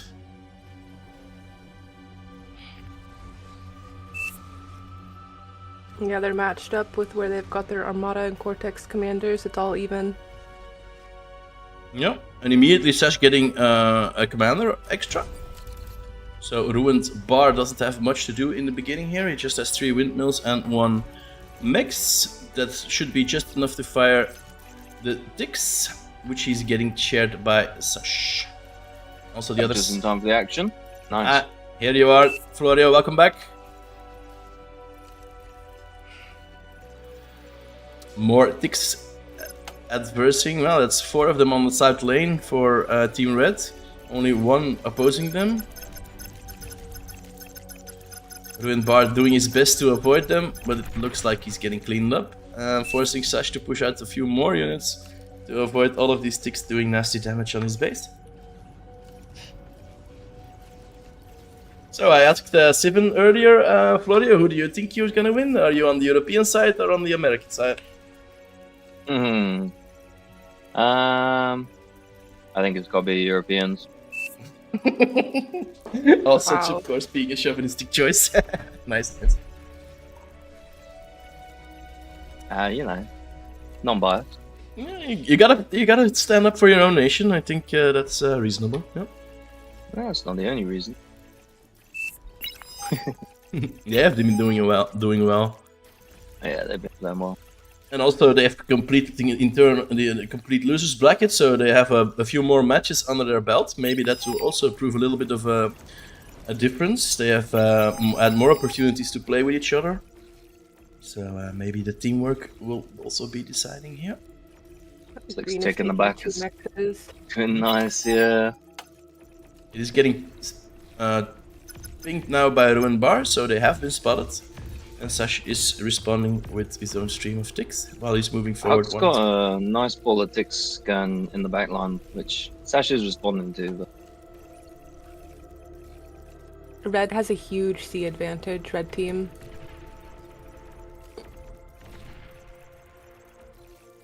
Two early frigates is nice. Should this gun be taken? Asking why Goopy is red, that's because there's no auto balancing up, I would assume. Yeah, auto balance is off, that's why the players aren't organized with their respective OS. Sashgren's been a lot better with the adding the BP though. He's got 5 nanos, 4 nanos to the red teams too. So that Sea Lab is going to be able to produce as it needs when it needs. But Yep. there's a lot of units in the north. Sorry, Gag might have trouble defending this. It's got 2 commanders though. Akuma scoring a few mix kills here with his Riptides. Not really opposed yet. That's 3 mexes down. That's some nice value there. While subs are making their way to the other side, trying to get the lab down early on. North side battle exploding here. A lot of grunts and a lot of... No, it's grunts. It's all grunts. Heel has found a mex on the bottom with a tick. Yeah, blue team seem to be managing to get these little snipes, and they've secured most of their back mechs, whereas the red team have got a lot of mexes here still unsecured. And that's kind of showing a little bit now in the metal, although they are ahead on metal production. I think the North's just paying off for them a bit better. The blue team's failed to secure these sort of 4 mexes in the North. Commander destroyed. Hey, there's a Nice commander kill. Skag losing one of his commanders. Goopy with an impressive grunt stream just to keep on printing them. That's big, that is, because now there's 2 commanders to Commander 1 in the destroyed. North, which means they can just pump raiding units. And Gag's not really got an answer. He's not got any cons, anywhere apart from his home base. Also, You can Ruined move Bar some units. losing one of his commanders, so that's already 2 commanders down for the blue team. Yeah, that's really not ideal for them. I do see them focusing a bit more on the sea though. 4 subs to 3 at the minute. Both sides pumping out a few. 4 versus 3s. Commander destroyed. And another commander going down. That is 2 commander down for Ruined Bar. They only have 1 commander left on the blue team. Skag has to be careful here. Yeah, that comp trade was good. There's 3, well, 2 and a bit commander wrecks there. And there's no commander to answer his, so he can just go and sweep him up. Yeah, and if America now wants an early advantage, they can move in Hook and jump with Goopy and Huck's commander straight onto Skag, which Goopy apparently is starting to do, but 3 LLTs is a bit much, I think. He does get 2 of them with help of the ship. Huck's going for the forwards lab. Looks like Gibby's going to boost it as well. Get that unit production on the front. They'll probably go for Roccos or something to siege these Roccos and LLTs there in the north. Yes, it's Randy Volshok. This is Florio commenting. Yep. And Sivan and me, Shadow. So you know all of us now. Skag still with his commander there on the front. That's quite dangerous, but no. He's unfazed. Looks like the European coalition has won the naval fight here halfway. With those subs and those riptides. Only 2 subs on the other side, so they can start cleaning up mixes. Slick just had a lot better micro with his subs there. He had the frigates, maybe. I didn't watch, but I think he probably used them to collect some shots as well, so trade them better sub-war.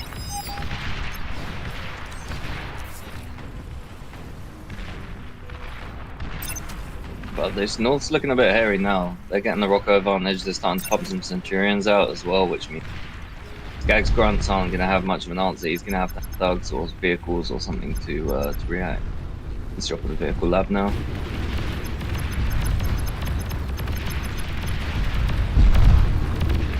This frigate from Huck as well is nice. It's just sweeping up these mexes in the middle again near the coast. Yeah, now has to run away from the subs. Nicely dodging the shots.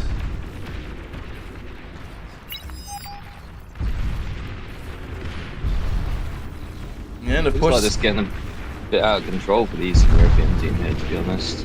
Yeah, the Huck is moving in. They know that the last commander is right in front of them. And Skag is a little bit unprotected now, and he's forced to retreat. Surprised he's not already, to be honest. He might go for the comp snipe here, but there's 2 Centurions there, so one's low. Huck's not got energy to degun. This looks like it might be good. Commander destroyed. Surprising that the Americans. Go on. Surprising that the Americans are not going for an aerial transition and maybe putting up some banshees. They know Skag is pretty undefended there in the front, so he is in a snipeable position. True. Banshees would be good. They've started to hoard a lot of metal as well. Obviously they're winning, they're reclaiming a lot, so it would be nice to see some X3 production going down. Yep, and now Akumar with a large submarine force pushing back on Slick. Seems to have stabilized the naval position there. A little bit unfortunate there are no mixes in the water. Maybe would be an idea for a map update. Yeah, I think one of those. The map, even with no mexes, we already see players, realizing that the water's a big opportunity. A lot of the mexes are near the water. They're vulnerable. And Sash starting the design vote, and it's a GG if the last player agrees. And there we go. That's the 2nd point for USA already. Since they just losing those commanders was the beginning of the end there for them. Yep. Indeed. I don't know if it was seen on stream while the commanders were dying. Yellow had so many pawns in their backline. He took out everything except for 1 windmill from green space, and they couldn't contest the commanders at all because they had to run those pawns down or else they were going to lose like 3 bases to them. Okay. Yeah, Huck was constantly, he was running like picks like right around the outside earlier as well, you know, keeping the unit distracting the APM there. It's really good. Alrighty, let's head up to the lobby for potentially already the last game if the US can score the last point now. So the European coalition really have to do their utmost best now to stay in the tournament. Well, second place isn't bad, but of course these guys play to win and they want that golden medal, of course.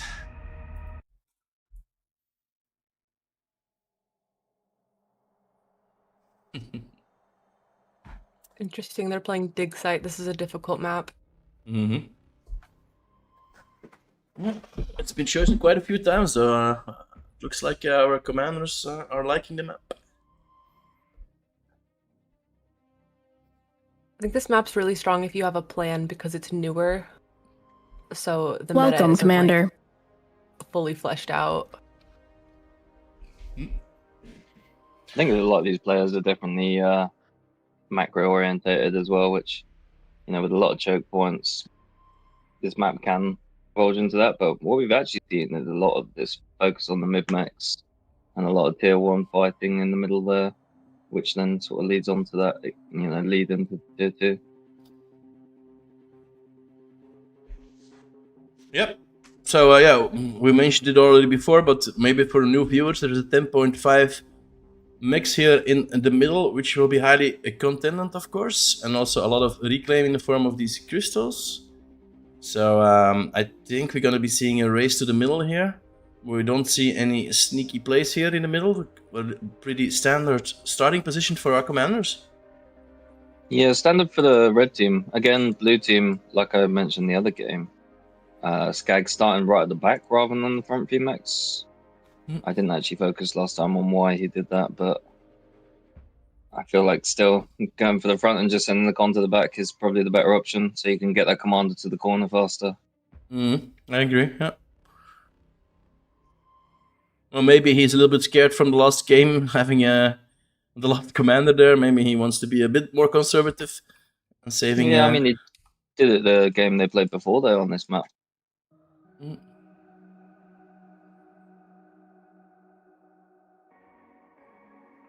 And the copy pasters going left and right.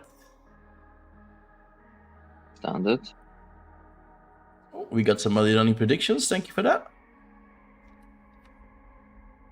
Of course, with the 3-minute delay, I'm not going to be doing that, or I will be giving away some spoilers. We don't want that.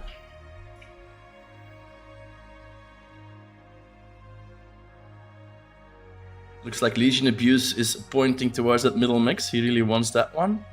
We got a little square drawn also where we're probably going to be seeing Goopy make a lab. Battle started. Yeah, it looks like Legion and Goopy potentially going to be focusing on that middle mix from these positions.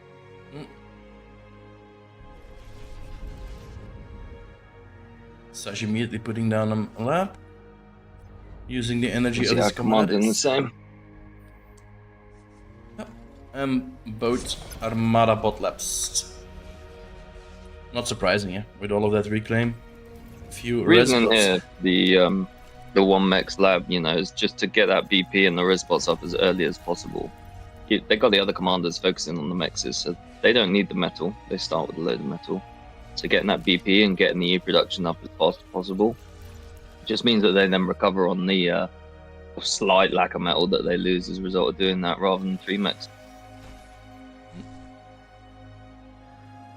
We see Sash doing exactly that, already dropping the nano before second maxes.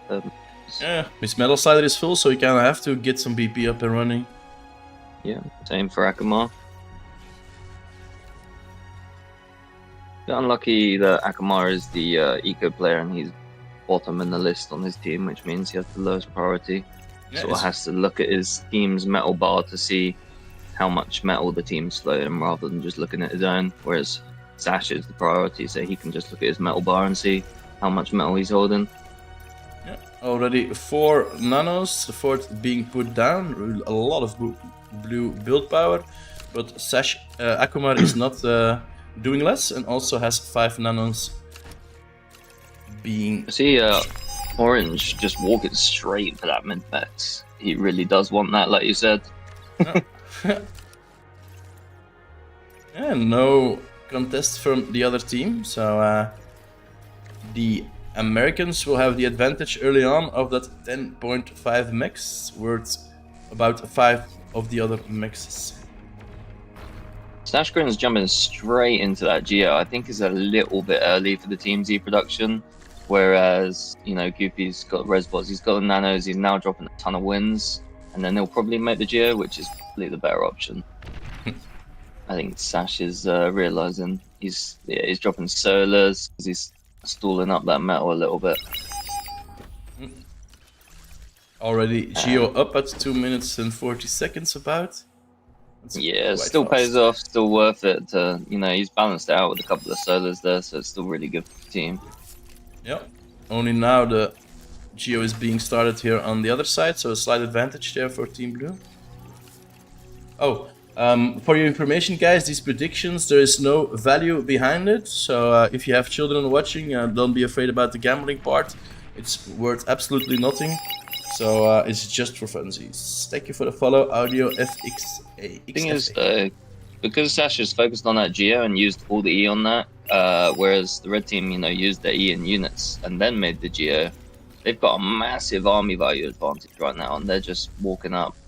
Thugs, they've secured the middle, commanders there, you know, they're just walking thugs now to the right flank. They'll probably have to get some value unless get some trees out. Really taking advantage of that big mix there in the middle. Huh? Picked in the back there, doing a lot of damage into Akumar's eco. There we go. The other mix. They see their air lab. Unfortunate. Oh, I guess it's in response. Blue's going T2 air. Already? Call us Jesus. early, yeah. Yes. Nice. 4 minutes T2 air. Incredible. I think they're probably looking for that heavy transport. They're gonna just pump out a few figs, get that heavy transport, and just look for an flying D gun. But we'll see what he does. Stalling on E a bit to make it. Yeah, and if you look at the map composition, America is in a good position. Although on the sliders, it is Team Blue that is winning at the moment. That Slide- transport is being made. Called it. Yeah, there it is. There's 2 as well. Oh, there's 3 even. A scout and then 10 figs as well. So I think they are looking for that. They need to stop these scouts though that are coming in. They don't want them to see what's going on. There's one on the right flank that might see this transport. No.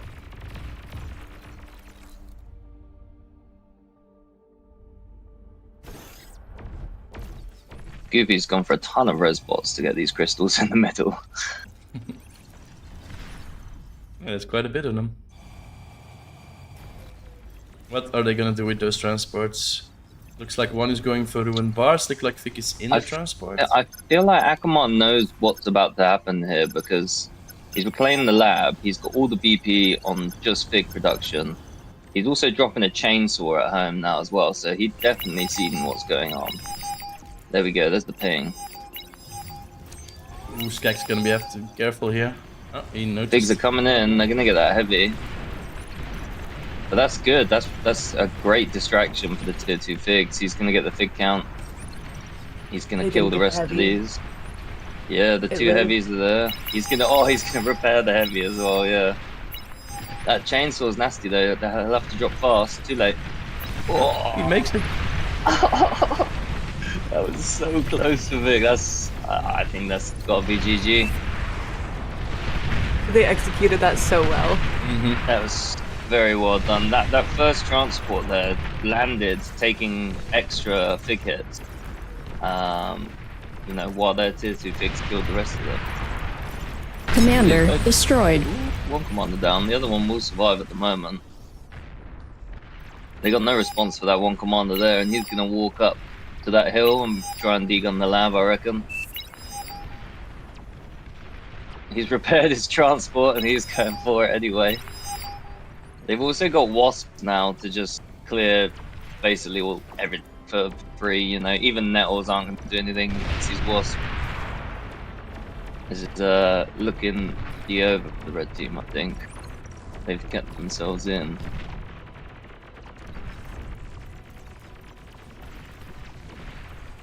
Heinz, well, wasps in play now.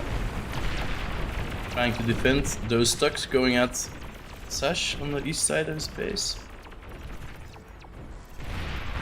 The red team just don't have the energy production to be able to, you know, or even a location to be able to pop stuff up. You know, Akamar's setting up a bit of base in the corner. You know, Huck's dropping a lab and putting some winds down. They realize, you know, they need something, but there's nothing to stop these wasps. Yep, and Slick has put a base right and smack in the middle of the other side, and he's pumping out some grunts, cleaning up, well, yeah, free reign on all of that economy in the back. It's also big for the EC. They're in a really good position at the moment.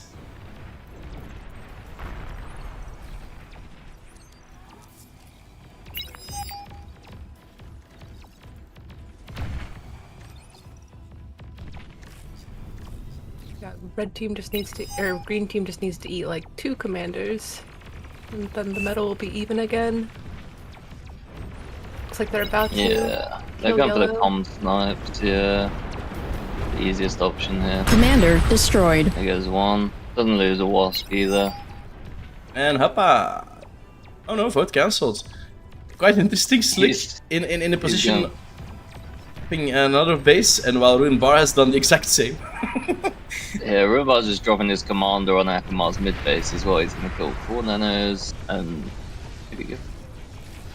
Doesn't want to lose his commander, moves back in time. And gets it out of there. Yes, he does. I'm surprised these wasps aren't just coming in. I mean, it's good to take out all the expansion, everything for free. And there is AA in it, but... Ruin Bar just dropped off on that base on the left. I'm gonna go and take that as well. That's pretty much the final base that they had. Lovish is calm dropping in on blue team, trying to. Oh. There's no fig. They have no Got one out. Oh, they have a Got one chainsaw. out. There's one fig that might. There we go. Ooh, just in time. Immediately Just cloaks. in time. But he doesn't have the E. The Heinz. He might still get the AGO though. If he tells the team to stop producing stuff, he might still walk. Why is he? Oh, he's stealthy in the winds so that the LLT can shoot. Commander destroyed. He stops it. Nice. Unfortunate. Rip. And I guess now your sign will go through. Yeah, here we Yeah. go. 2-1. You see Clouds back from the grave and gets a Battle point ended. to their side. So that's very good for the tournament, I think. See what I was sort of talking about earlier with this map. You know, you can really do that like early tier 2 air, focus on the air, focus on the geo and the eco, and really play off like a good air lead. It's a lot easier on the map. That's why a lot of players seem to like it. You know, you can quite solidly play off a good advantage. Oh, and as we can see, those heavy transport took quite a beating before dropping their commander. So a good choice there to go for that heavy transport to get the commanders in. And yeah, it paid off for the Europeans. Good old heavy transport.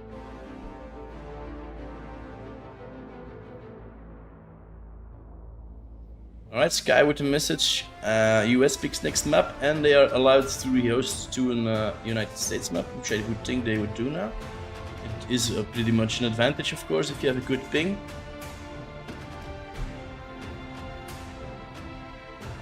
Slick with remove the com drop from the game, please. But it worked for you guys, Slick. What the hell? I mean, that's why you got that point.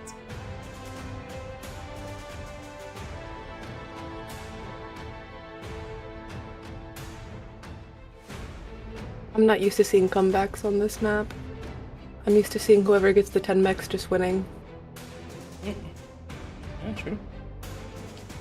But yeah, they kept pretty much all of their bases and started actually expanding right into enemy territory in 2 of the main positions on the enemy side, so... Well, nothing much to the Americans could do.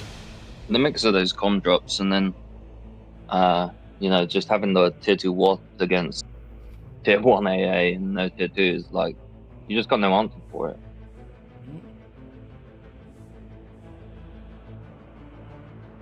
I do wish we could have seen Orange degun that AGO. It would have made for such an interesting game. Yeah. Even more interesting than it already was.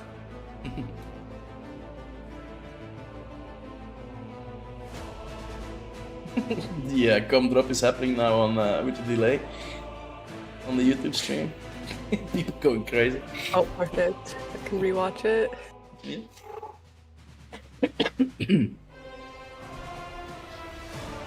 I think we may be rehosting, and I would advise the US to do that. It's a bit of an advantage for them, so...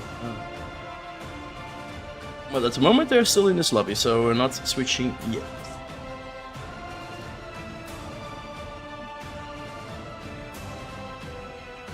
No chat, I can't turn off the ping sounds.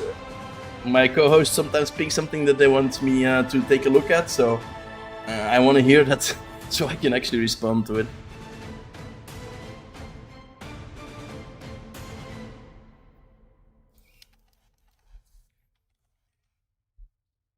It's also good to see what the players are pinging. Yeah, neat.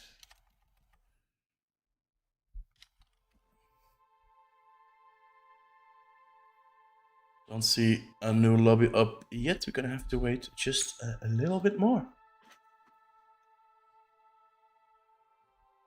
See, obviously I'm rooting for America, but I would not bet money against a TM stack. I think that's smart, Simon. Yeah, it's not only are they good players, but they also used to playing together, so they have a bit of an... Alrighty, we're back in the lobby on the US host at this time.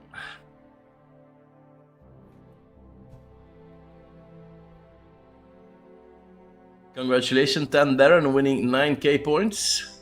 Again, there is no value about it, even if you can get a VIP badge, just a badge in front of you, you're not getting any money on it, so there is something you can get in return, but there is no monetary value. I think that's important to stress, but we still are a PG channel.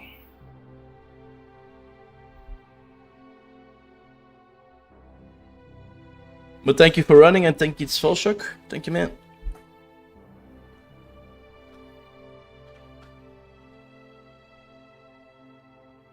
Mac support, Vladi-do, I think bar runs just fine on Mac. Correct me if I'm wrong, Tarnished, but I thought that's no problem at all.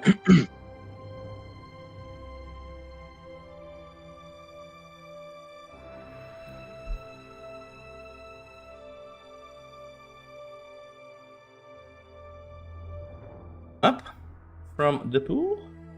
So we're gonna have to wait a little bit for that.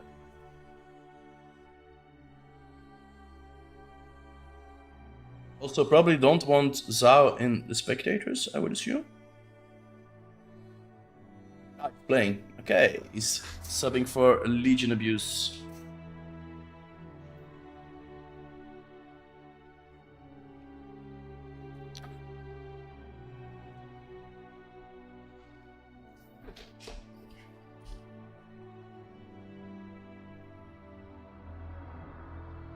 And it's gonna be Tabula. Tabula Remake 1.5.1 to be exact. Potentially our last map if the USA can pull it towards them.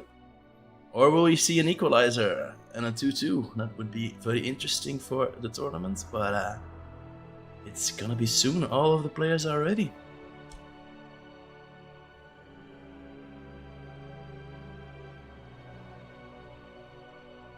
What are the prizes for this nation war? The honor to say that your nation is the best in bar. No, there's no money involved. There's just the honor to be called to say the US is the best, or to say the European coalition is the best. But what is really nice, which is extremely nice, is the cosmetic that you can win on this one. I've seen pictures of it, and I'm so jealous. It looks... Can you imagine shoulder pads on a commander? Nope, it's gonna be there. It's gonna be there in a few days. I've always wanted shoulder pads, to be honest. Mm-hmm. Yeah, I think On your Proto. commander? Yeah, on the Yeah, commander. specifically on my commander. Yeah.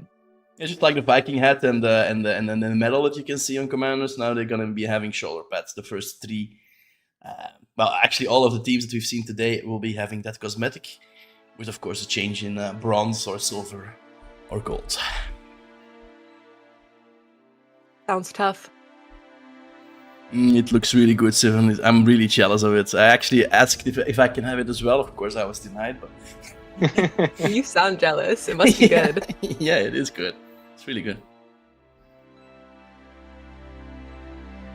Can you imagine? I think like Sash or Slick here already won a tournament, so maybe they already have a cosmetic and then a Viking helmet and shoulder pads and a medal around their neck. They can be really decked out now.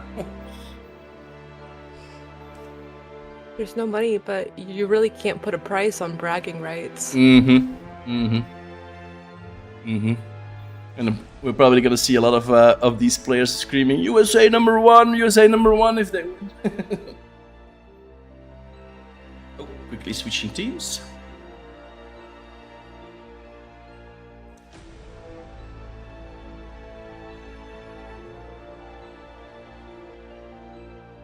Oh, I was wrong there. Tarnish replying on the Mac support. After an initial surge of activity, work on the Mac support has gone silent.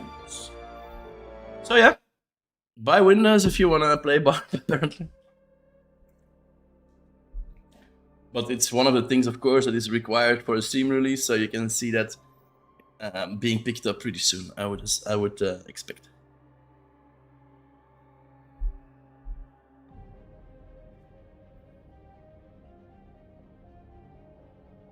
Welcome, Commander. Here we go. While these commanders spawn in, I'm gonna take just a moment to grab a drink.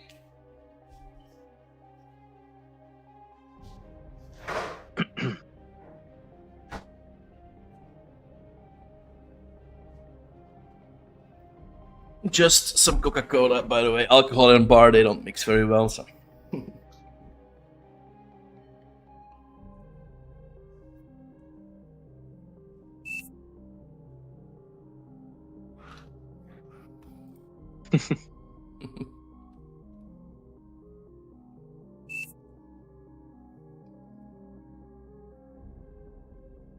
Seems like Lovish has been subbed out for Zhao. Yeah, his first appearance, I think. I haven't seen him play before for the US. That's a bit of an issue loading in, but there he is.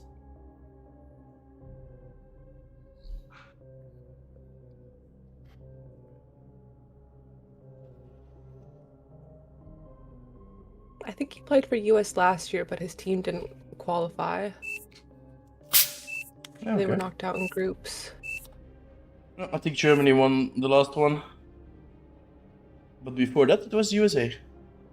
Before that, Canada, and the first edition was won by the Netherlands. So this is the 5th edition? Yes, season 5, yep. That's a lot of drawings. Yeah. I think I'm gonna remove them. I don't think we can. Well, actually, Huck is urging Zhao to push on Ruin Bar, but nothing much else I can think of these drawings actually. Seems like Slick is also taking a bit of a leader role here, indicating to Sash where he wants to go and Skag where he wants to go, where he should go. Let's see. Position-wise, it's basically a mirror matchup, but in the middle we see that Akamar and Huck are going to be co-oping a lab, one singular lab, whereas Sash and Skag.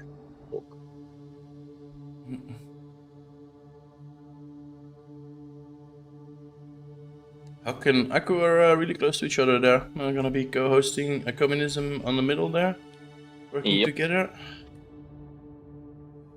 And the other team is taking the standard, well, maybe Slick with that advanced position there. He wants to be really fast on the middle there. The other commander does have to wade through the water, so it's quite possible that he will be the first over there. Battle started. Here we go. I'm going to have to remove these drawings now, that's a bit... Yeah, I did the same. Akumar with a Armada vehicle map to start off with. No lab as of yet on the other side. Yeah, so we see the co-op there as expected. Dashgren's dropping the armed vehicle straight away, so I think Skag might just be walking with his commander. 2 cons, 2 rovers for Sashgren. Yeah. 2 rovers, cons for Akumar. Skag with bar and Slick like Vic with the sliders down, pumping everything to Sash. While the other team has all of the players have the sliders down. I think both teams do the sliders down. As should. Slick is gonna be one of the first reaching the other side. On the middle, 2 of Huck's rovers trying to do a little dance with Ruin Bar's rover. So Slick's done what I think is best in this position. He's just scouted. He's actually been given the rover just to scout that front position, see what the enemy team is doing on that side, whether they spawned in the water and labbed straight up, or whether they've done the safer spawn like they have. They now know what's going on over there. That should prompt Slick to start moving forward once he has enough E. Yeah, well, he can go for his BP first. He can get his comms out and then walk a little bit later. But but he doesn't have to walk so early and really sacrifice trying to get that 4 mechs early. He knows that he's going to get it anyway. Whereas now just moving out with that grunt. I think the first one Goofy saw that they weren't on the mechs, but still needs to scout where the Sashgrins sort of walk forwards. Standard rover wars going on in the middle. We do see both centralizing as it was expected on Warm Lab. Goopy had to self-DMX to kill a rover in the back. It feels kind of bad his LLT didn't get any value. Yeah, he lost that one, didn't he? You can sort of sneak in behind it, is that what he did, like hide behind the mech. Yeah, so he self-D'd the mechs to kill the rover. Yeah.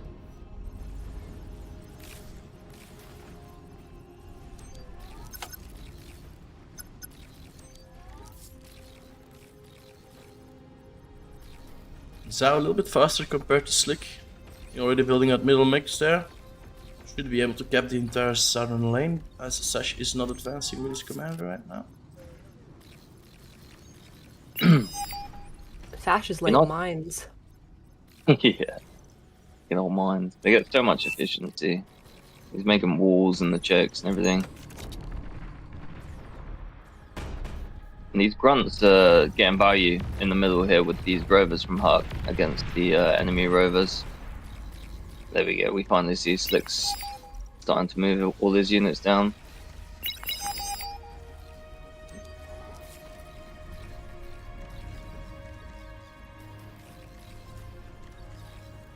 Sash versus Zhao. Will be an interesting matchup there in the bottom. But yeah, Zhao has the advantage of having a lap. Sash is sharing everything. Well, with himself actually. Sash isn't gonna. He's not gonna look to push that. He's just gonna make coastals now in the water. Make sure that Zhao can't walk through the water at the very least, and he'll probably end up walking mid or doing something else. I don't think he really wants to mess around on that hill. Slick like Fix has pushed up pretty far, but Goopy's commander is moving forward now. He's probably gonna have to react to that. But that's already 5 ducks. That's gonna be a problem for Goopy.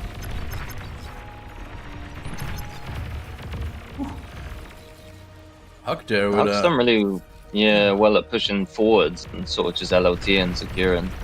He's using his units to trade pretty efficiently. He's going to get a nice round on those blitz there as well. That's massive. This guy losing all of his blitz.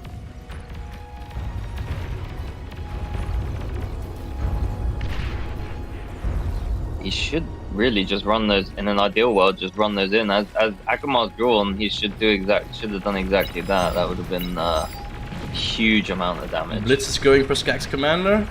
They get the surround. I think that is... Going for the snipe.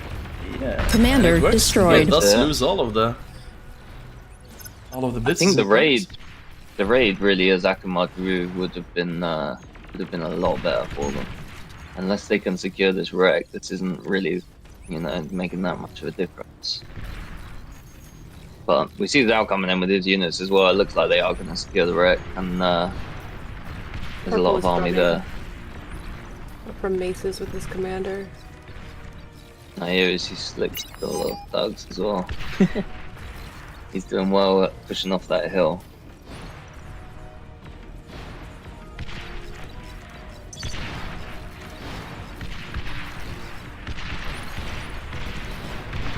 The metal produce is really even on that.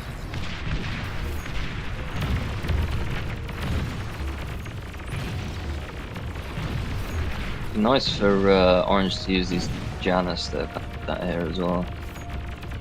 There we go, this time to move.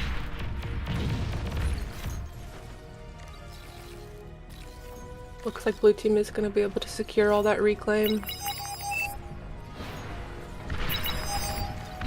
Goopy getting jumped by a few tugs. Even with that reclaim, they're still even on metal. It's just at least it's helped them to even that, I guess. This time the mines will stop him if he tries to go for the raid again. Yeah, you don't want to be running into those. Even the light mines for blitz and stuff, they're pretty savage. Yeah, light And mines then- and Janus is a really good blitz counter. Yeah, They're grouped up. that was a nice trade for Skag.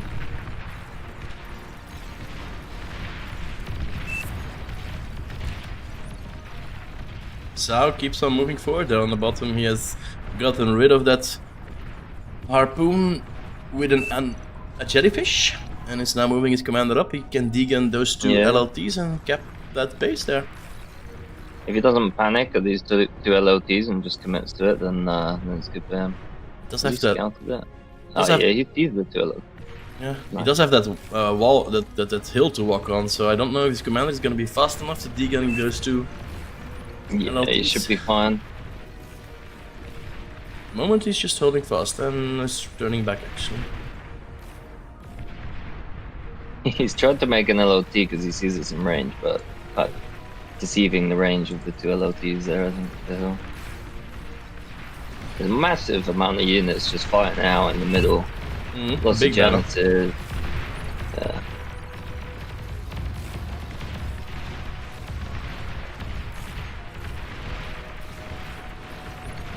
I want Zhao to just, well, I think he should just move forward to this commander. He's sort of sat there at the moment. Yeah.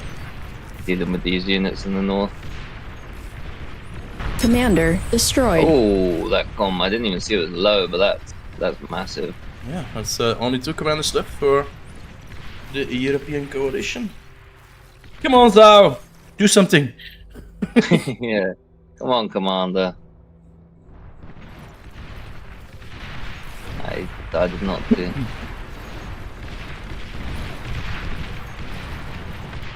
Vic has just finished his second geo.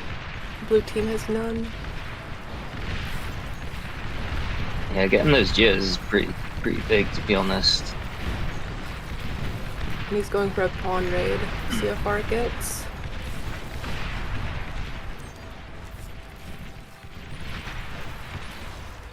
Yeah, a wall in front of him and an LT. Yeah, I think the wall should just stop the units. I don't think you can, unless it goes around on the little hill. But yeah, no, it just stops.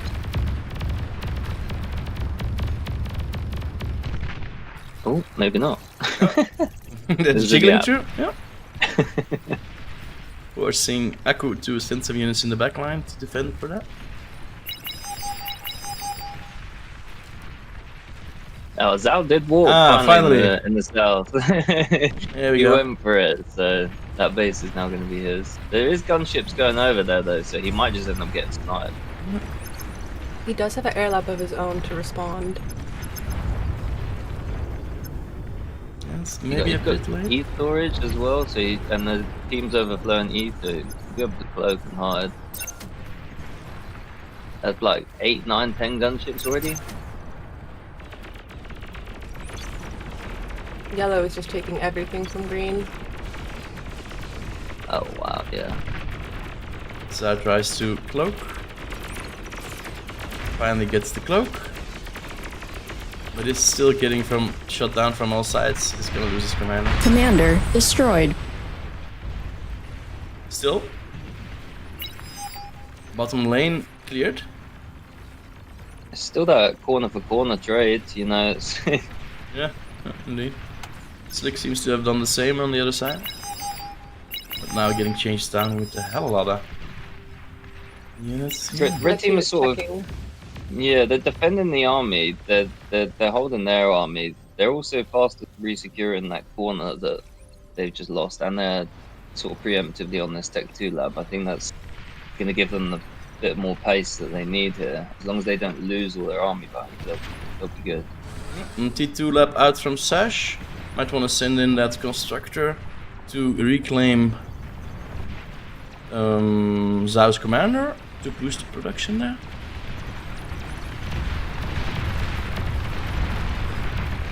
Groupie going all in here on the top lane. Seems to Zao be managed to winning. drop a nano on that commander wreck on the south. He's reclaiming that commander wreck. I think he'll probably get it, or at least most of it. So, the gunship's already there, unfortunately. Still work.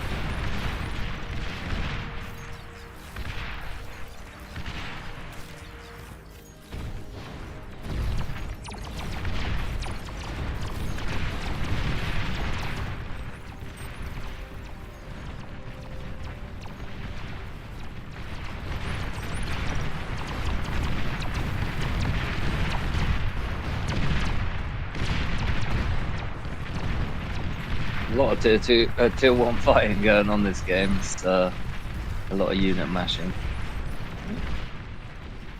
Still Slick Did you holding, see the hound? holding strong there on the top. Reclaimed his lost mexes there. He's back on top of things. Sending his units now to the middle. And yeah, indeed, Floria, we get the hounds moving on to the battlefield. Huge spy bot.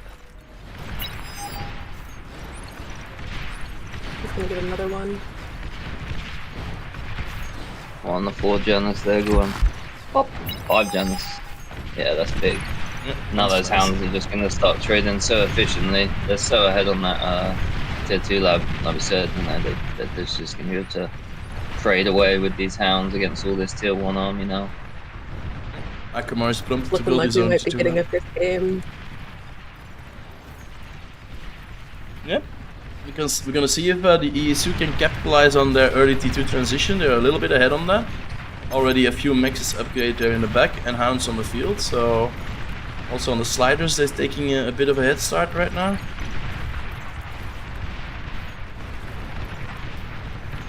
But the hounds on the other side also being pumped out. And that's really needed because these hounds, just these few from Skag, are really being a problem for Groupie.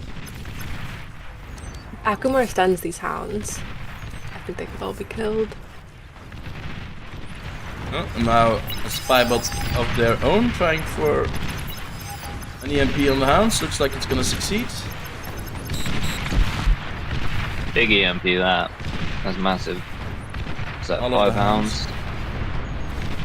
Only not that many hounds yet at the scene. Now there is, but the hounds already have left the EMP. They don't get EMP'd for too long. See now a little bit of resistance to that. Less time than I thought it would, to be fair.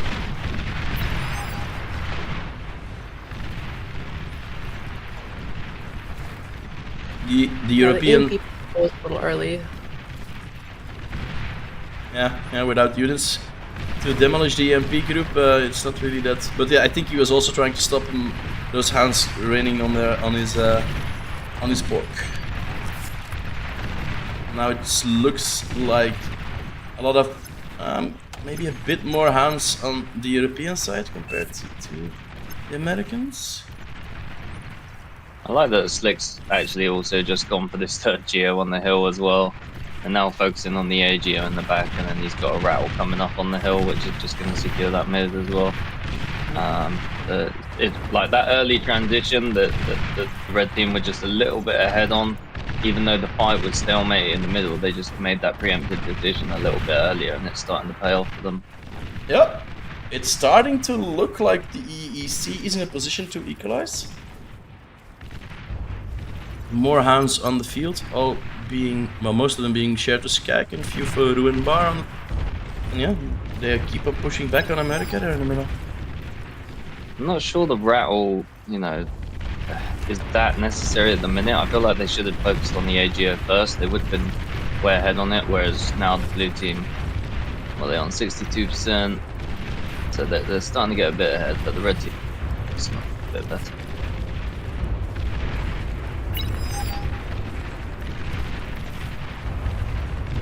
If blue team can't get some sort of reclaim field, I don't think they stand a chance, as is red.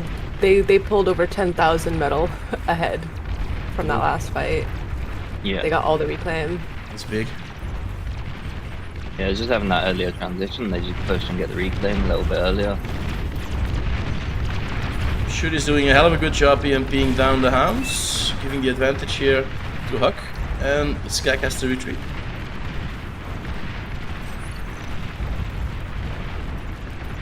Yellow team have reacted straight away to like start their second AGO as well. Blue team are oh, there we go, he's picking up nanos, starting to.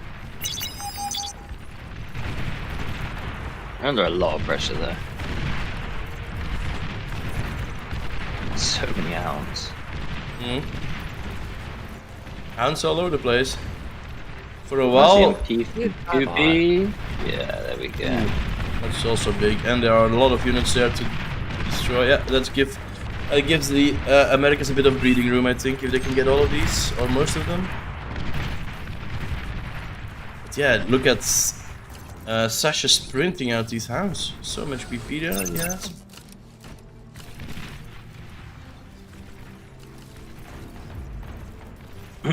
But America is keeping strong. On the south side, Skag now moving his commander in. Might want to be careful there. You don't need that many hounds to belt down a commander. Red team are just faster on their tier 2 mexes behind this as well. They're starting to pull ahead on the Metal second. They got a lot more of their mexes up. The second AGO is now up as well. Commander destroyed. Whereas They we're have in the economy for whatever they want now. fusion at home as well.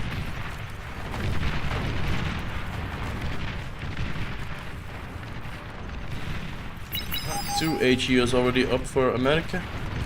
Only one for the Europeans. Curious to see what the red team's transition here will be. Probably like a tier 2 air transition. That he's reclaiming the lab now. So I guess we'll find out. He might even just go for fusions. Yeah, there's the tier 2 air. That's a lot of infantry units that made it to the base. Nice skybox. They're dying one by one. Gonna get Platypus there and well BP. Yeah. Oh, they got them all. Yeah, the platypus did a pretty good job there, to be fair. It's just Hound's Yeah, that's eyeball gonna be wars ran at the through the minute. water. I like what Slick's doing to secure this hill. So he's, you know, getting the rattles, getting the tier 2 pork up, got BP spread about. He's, you know, they can't push anywhere near that hill now, whereas the red team's able to put pressure on throughout the whole mid.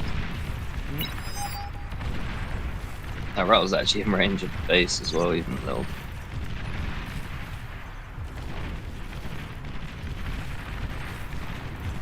I think the tier 2 air from red team here might be the steal deal if they can get the geos.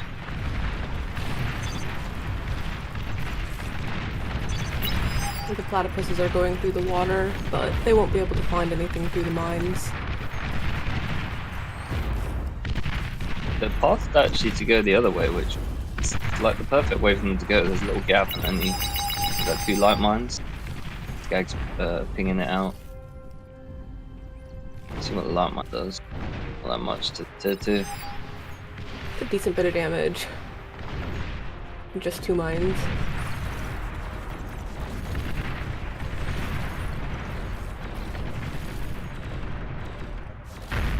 That leak is a lot nicer than I thought it would be. Getting T2 mexes. Yeah, those plays are in, and they will do good. But getting one off to the south's not ideal. Those LLTs will stop it. Ooh, I missed the bombing run. I completely missed the bombing run. Oh, look at that. All of the BPs gone. All the BP, yeah. Got the lap as well. Yeah, and then we got the design mode. Looks like his comrades don't agree though. I want to keep fighting. But yeah, no response on those bombers. They can rain down now on Zhao's base. Yeah, once they get the BP on this base, that's really, really it. No, they can't do anything without the BP. Yeah.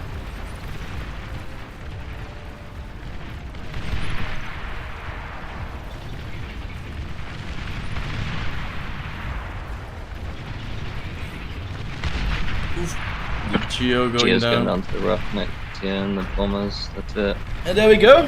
2-2. It looks like they were able to equalize the score. Very, very nice. Yeah, solid equalizer. I think the macro decisions there were just what made the difference. Battle Earlier ended. tier 2 transition. And then obviously the air transition when the hounds sort of stalemated a bit as well. Excellent. Excellent. Alright, that gives me the opportunity to take a small bio break. I'll be right back.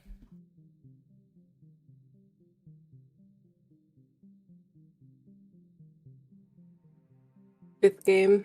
Somebody play Silver Scrapes. Yeah, it's nice it's gotten to 5 to be fair. It's good to see these guys play full set. Like, I'm rooting for America, but reverse sweep is always pretty exciting. Yeah, this is true.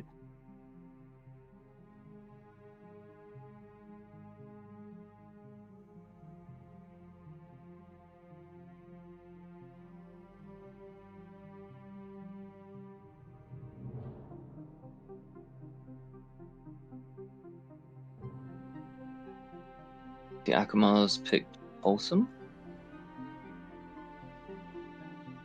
I like that we get to see maps in this tournament that are like good for co-op and good for tournament play, because maps like Folsom Dam or Dig Site or even Cold Place maybe aren't the funnest for uncoordinated small teams.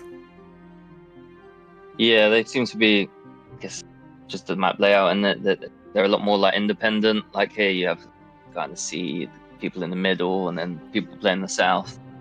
Everywhere's is important, so the spread a lot more.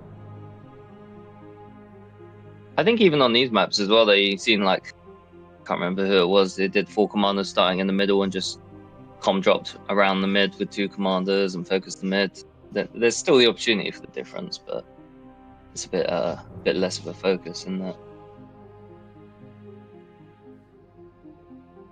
Actually, Folsom Dam as the last map. The map we thought was not going to be played is the popular map. Streamers curse, I guess.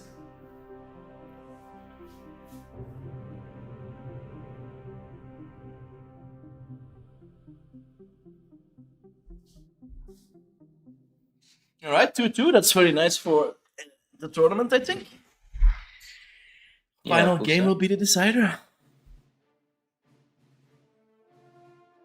I was kind of hoping maybe that they would choose that longer taking map with the naval part. I forgot the name here. Let me check. Where was it? Cape Violet. And it's also, as we've seen before, a map tending to go pretty long. Would be nice to have a nice long battle progressing into tier 3. But on Folsom Dam, I don't know about that.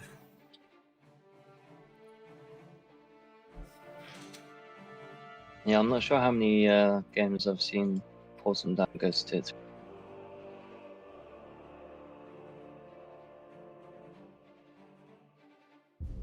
Alrighty, Sash is back and ready to go. Yes, here we go.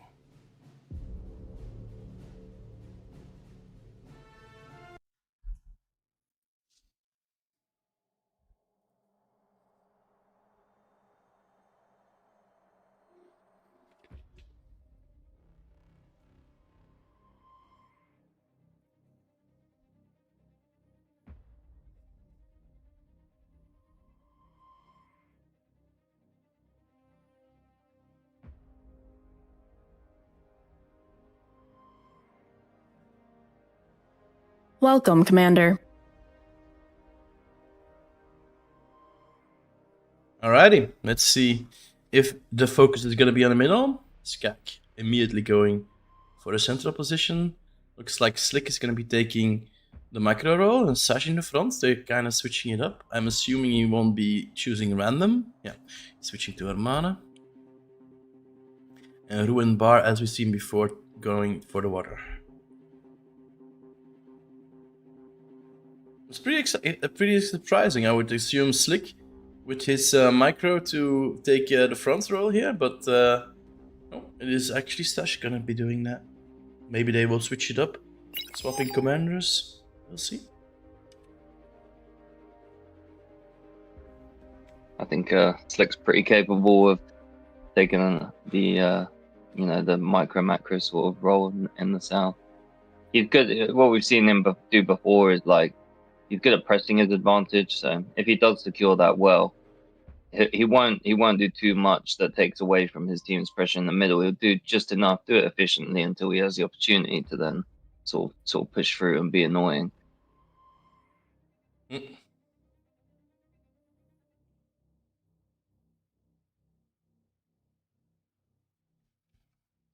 South taking a bit of a back position there, so Ruin Bar is gonna be faster in the water.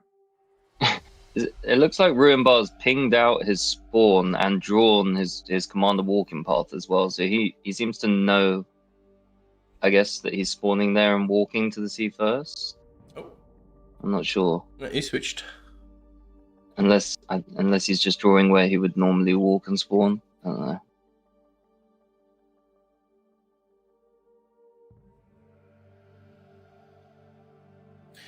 Surprising to see that the EEC is staying on this US server. I would assume they had the possibility now to switch to a European server, but I don't know.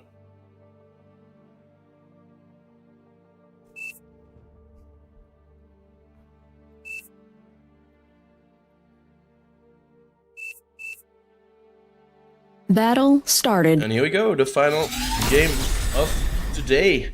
After this, we will know which nation is the best in bar. Is it gonna be the European coalition or the Americas?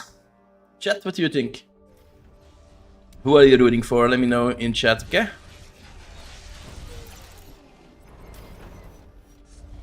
Sash both commanders actually in the front. He's really taking a frontal role right now. Skag, oh no, he's leaving the micro to Skag.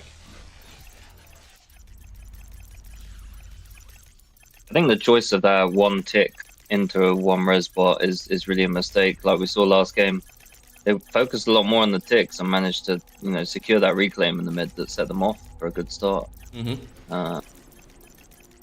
He's evened it now though. He's able to push forwards with their res bot. Yeah, no res bot for Team USA at the moment. They're going straight into Sense.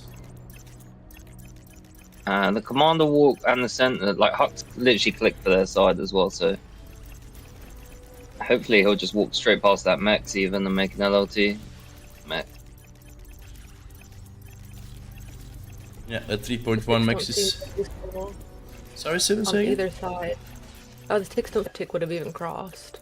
Yeah. I'm surprised both teams didn't just instant rush the Centurion. They're actually getting the reclaim though. already. Yeah, they'll get before the Centurion and the commander get there. If they go res bot tick, they will get some of the reclaim before the enemy gets there. But I think you're right. I think the Centurion first straight away, like they've got here, and Huck can just do exactly what I was saying, put the LLT first in front of the mech, and then they've secured it. It is a little bit map dependent, but I think it's generally better to go for mexes before reclaim. It definitely is, yeah. You want to go for the mechs before, like, if you've got rocks near your base that are safe to you, and you've got mexes, go for the mexes first always. The reclaiming first before building your mechs is a bit of a scam. It's not just free metal, it doesn't work that way. You're right. But in this case, you're also denying it from the enemy as well. So there's other advantages.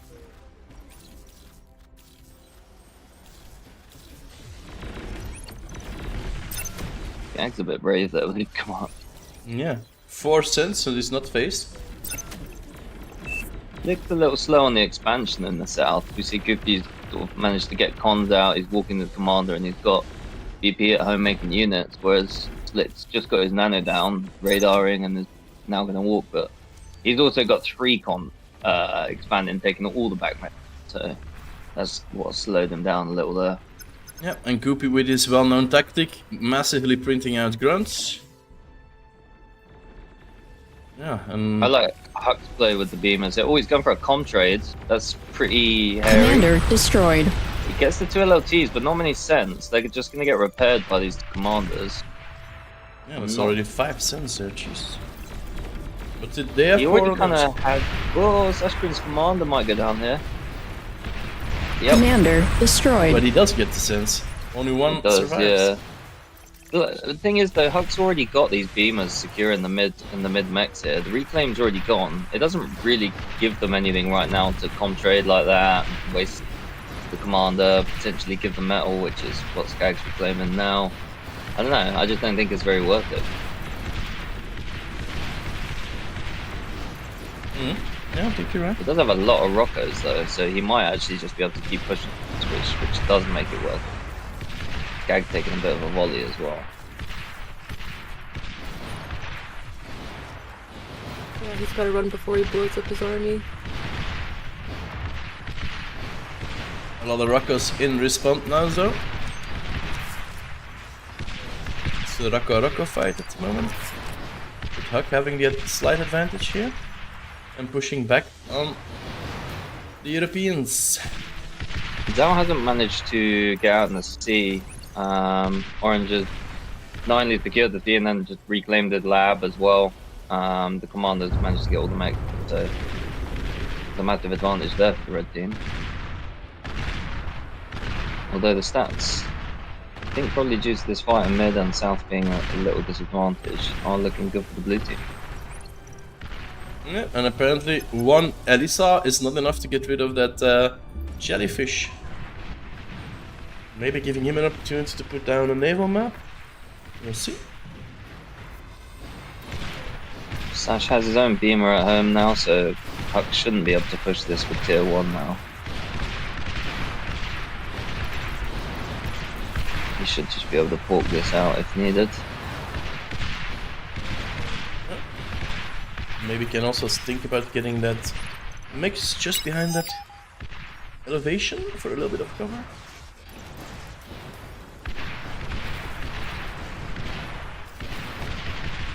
I'm kind of worried that Huck's walls are going to hurt him more than help him. I think they're going to provide cover for the enemy team's rocket bots. Because he can't Rumbar's get close managed to enough do. to them because of his walls. Rumbar's managed to get this lab on the front, on their shore. I don't think does that realise. They don't have any vision of it, so they don't know that he's made this there.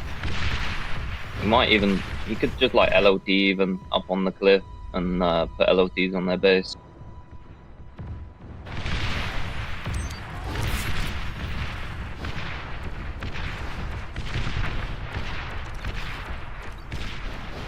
They have no idea. He's just sitting in a radar pocket. They can't see him at all. Yeah. For radar, even if they put a radar at home on that base, on the hill, they wouldn't see him. Yeah.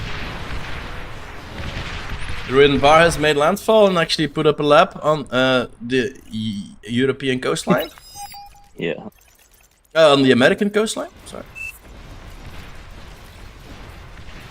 Commander destroyed. Oh, That right was in the middle of the base. actually really good for him, I think. They got loads of pawns here waiting to just run through. That's exactly what he wanted. Hopefully, they don't lose these rockets. Spread them out a little bit would be nice. Oh no. Watch out, Sash. Good Deegans though, forcing them back. Hopefully, he splits some off, a couple of pairs just to go and sweep all these mexes. Does exactly that. Huh? Nice.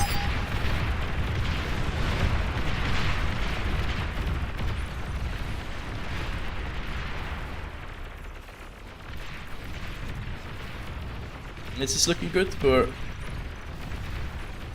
America at the I think moment. Ruinbar's managing to do the same on the other Yeah. side though. He's swept, you know, that north corner out. Goopy is walking up. Trying to. He wants some vegans.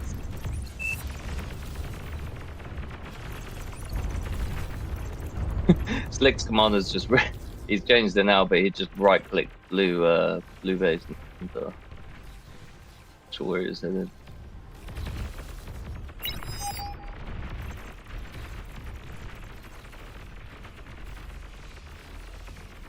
Zal's just trapped. Commander can't really go anywhere, I don't think.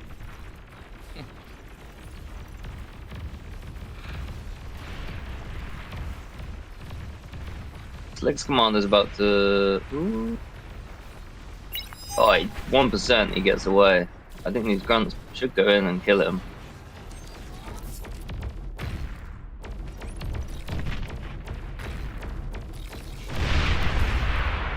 He's so low.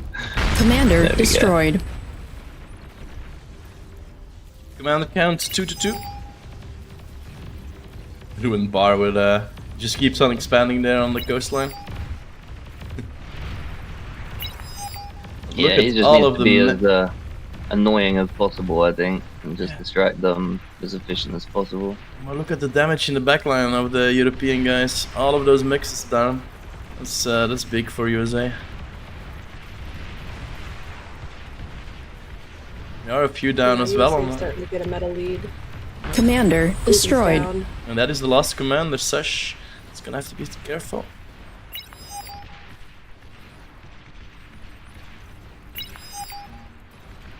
Oh wait. Ruin Bar is the last commander. Yeah, apparently it was the other side. Red team. Yeah, yeah. Wait, hang on a second. It's just flipped me as well. What's going on here? I'm going crazy. It was saying it was the other way around for me when I was clicking on it, but it's Zal that's the last commander, it's him. Yeah. It's a bit trapped. Yeah, but they did manage to put down a naval map, so maybe he Yeah. can do something now. If he can secure the water and hold it with a naval lab and get all the mechs and hide his commander there, that's probably the best option for him.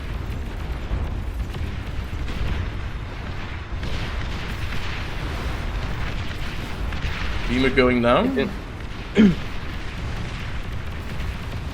I know his commander's there.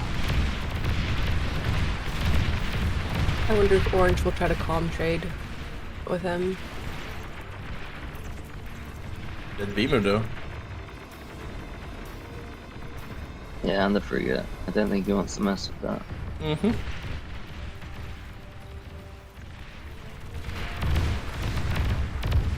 Vic and Gooby are just fighting it out with incisors and grunts.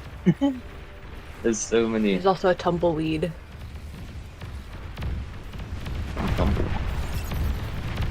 I've got the Spybot rolling bomb combo being lined up center.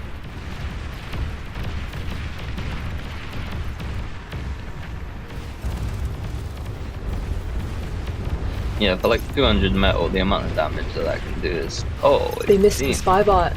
Oh, that's very annoying. Commander destroyed. 1-1. Goes down. Tally, Commander Tally.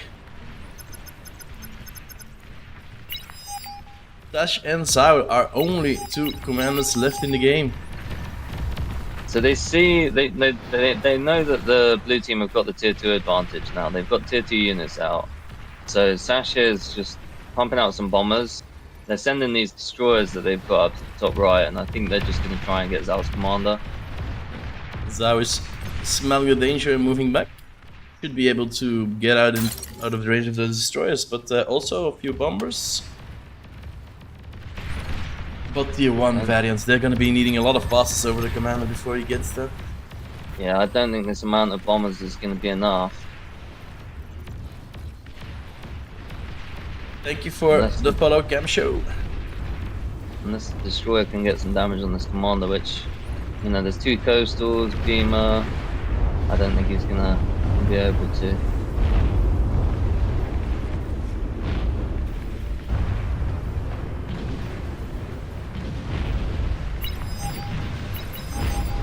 Red team are overflowing metal now as well. I think there's a bit of a panic going on. I was finally putting down anti-air. Bombers going for the lab instead. Not enough anti-air, I think, here. Yeah. Yeah, they already been spotted, And haven't they're they? blindly bombing absolutely nothing. Vic is also making bombers.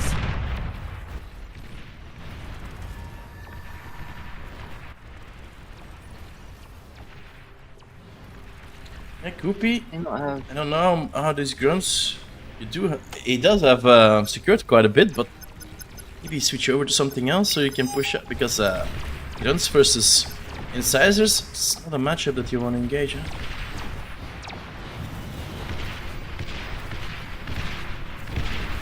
All of them switching over to air. I think Slick did get some value with bombers in the south. Trying to go through Goofy's base.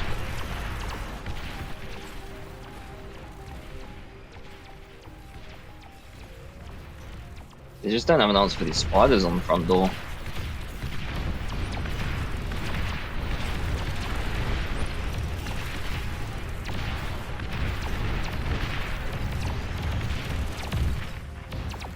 Green team is getting so much reclaim bot. There's 3,000 on the floor. They've got the paralyzers ready too, or the webbers.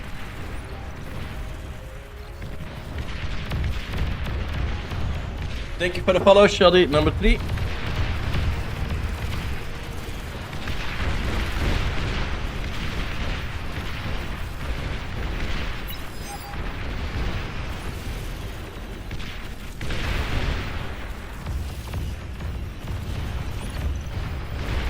These webbers are stunning the incisors. Yeah, he's making headfall with all of those grunts. Apparently he has enough to pose a threat to those incisors. But now also some owners in the mix.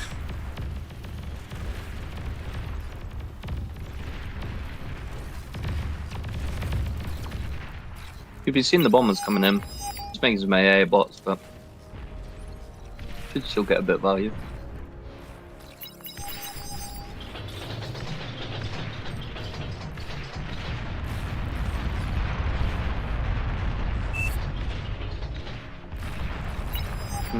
One nano.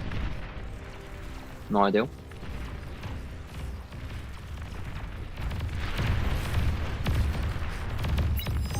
These platypuses could do a lot of damage if they don't get degunned by the commander.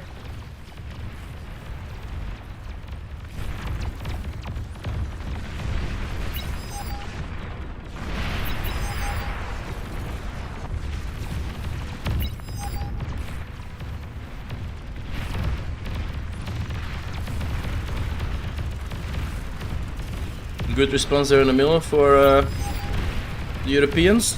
Switching to tier 2 Vortex and pushing out some Sheldons, outraging the spiders. Blue team do know now, though, that that last commander is in the north. Yeah, but they don't seem to making a play out of it, huh?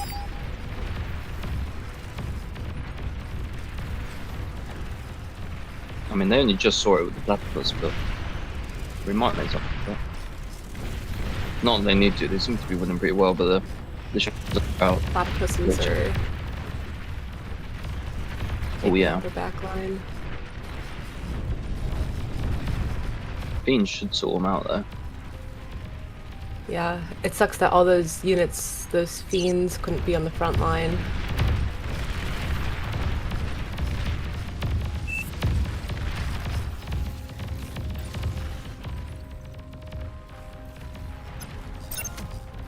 I'm surprised they haven't sort of like walked the spiders just around the wall on the outside and And then they kept sort of getting popped up from the base. shurikened.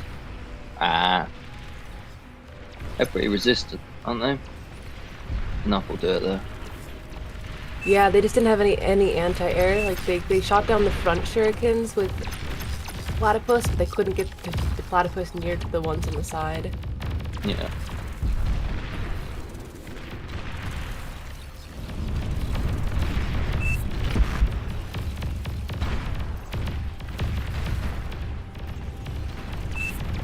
Rattlesnake going up in the mid.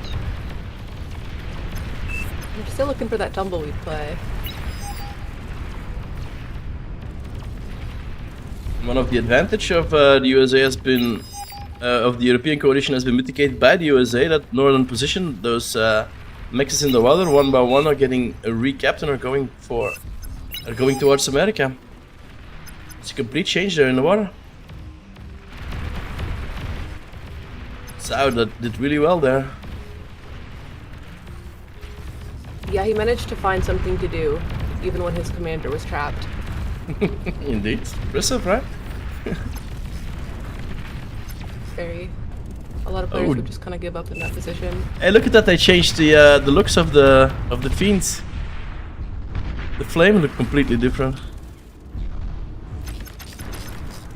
Come, fire for me, fiend. So I can show you.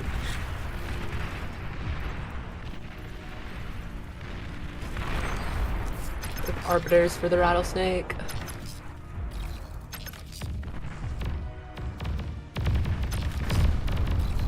Somehow yellow's made a comeback on the bot side. I'm not sure how. Maybe just the beams were enough. And he built pounders. I imagine the pounders did a good bit against the non-stop grunts.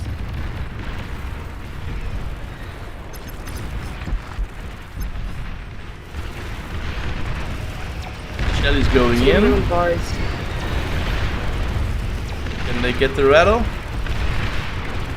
And they can. Boom.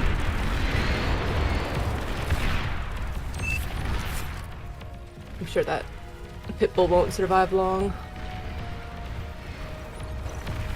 Yeah, Slick is slowly getting through on the other side. And also has two constructors expanding already. Yeah, Slick is doing very well there on the bottom. Versus Scoopy.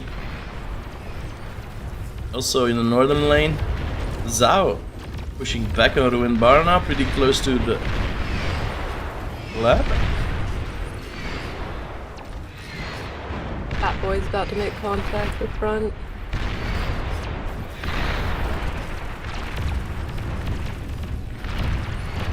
Where do you see the fat boy? It's in the middle, on the bridge. Yeah, Hack's got a fat boy at the front of his army. With the Very jammer good. as well, it can be pretty oppressive. I don't know if it's going to be enough to actually push through this though, there's a lot here.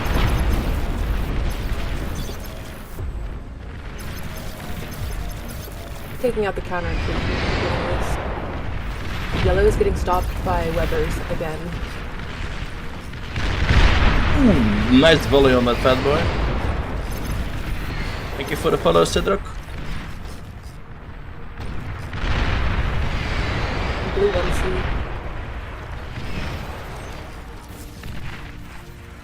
Yeah, he pushed him out.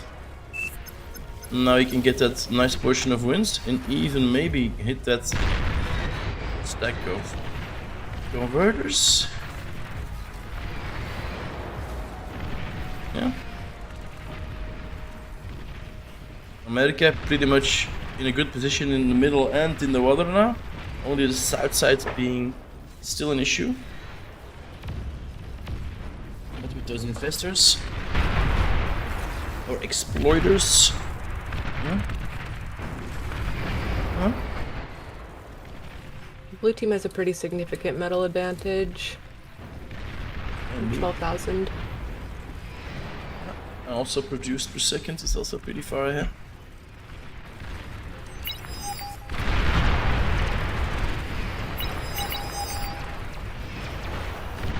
Blue team starting to get a lot of metal in the bank. It'd be nice to see them dropping some more fusions or air transition or something. Yeah. Those arbiters are really doing work now in the middle. Almost getting the fat boy. Now shooting at the pork. Another rattle. Probably going down.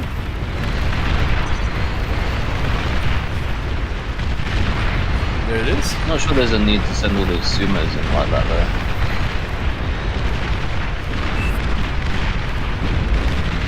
They're tanking it quite well. But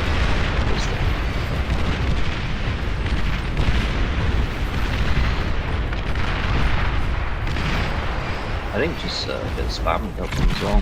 Vision. Top one with that spam is rough. Yeah.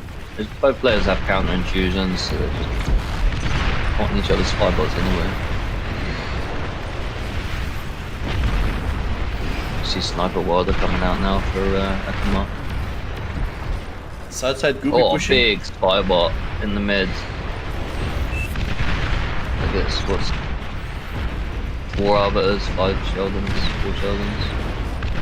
Can't make it with I that. would love to see some repair on this fat boy at 1%. Oh yeah, he's pinged it as well. There's a butler right there.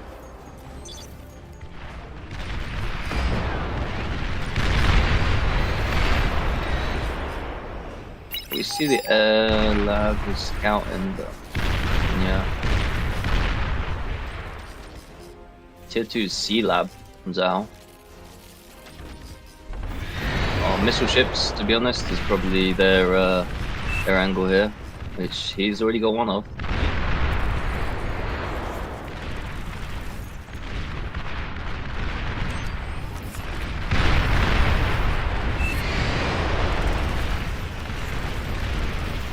I'd like to see a couple of them.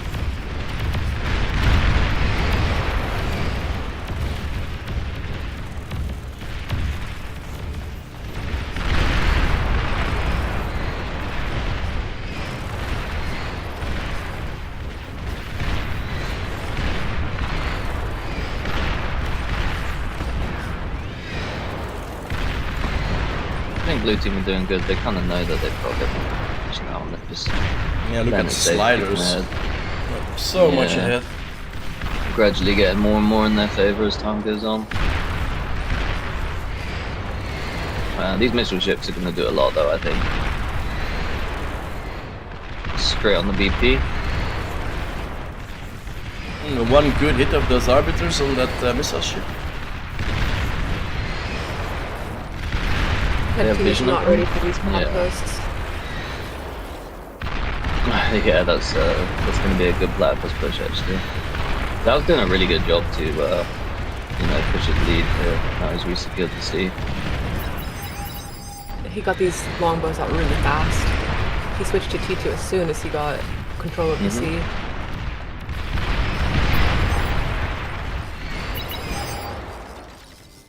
Then using the Newcomer- naval engineer to make flats instead of more like boats that can't really be used. It's good gaming. Yeah, utilizing the internet flats is always nice. I like Yeah. that.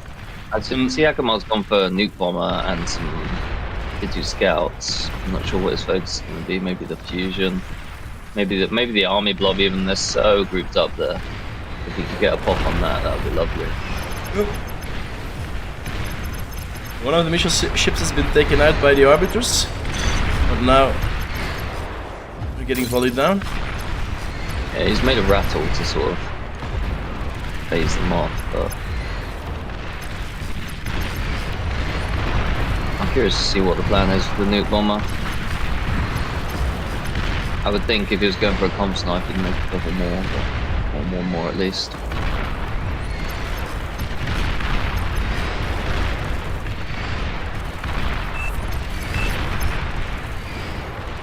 There's Platypus that he said, 7, cooking up the back line. Yep. Doing a hell of a lot of damage there. Are you going to jump on this nearly half fusion? That's DLLT's there, he's reacted nicely.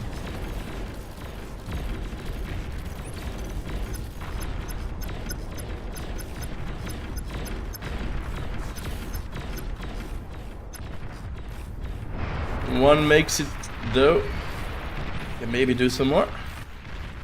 Even got Pulsar up in the mid now as well.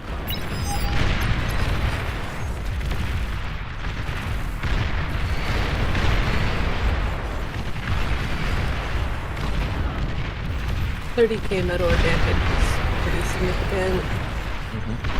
Yeah, the Eco lead's getting a bit out of hand. I was able to as well. Like you said, you swapped that tier 2 straight away as soon as you got the seat, and he made the Conan Engineer as well, so he's getting all of these tier 2 team maxes. Leeches are going. Leeches, yeah. I think he is looking for that comp snipe then, or maybe just that whatever he expects to be there.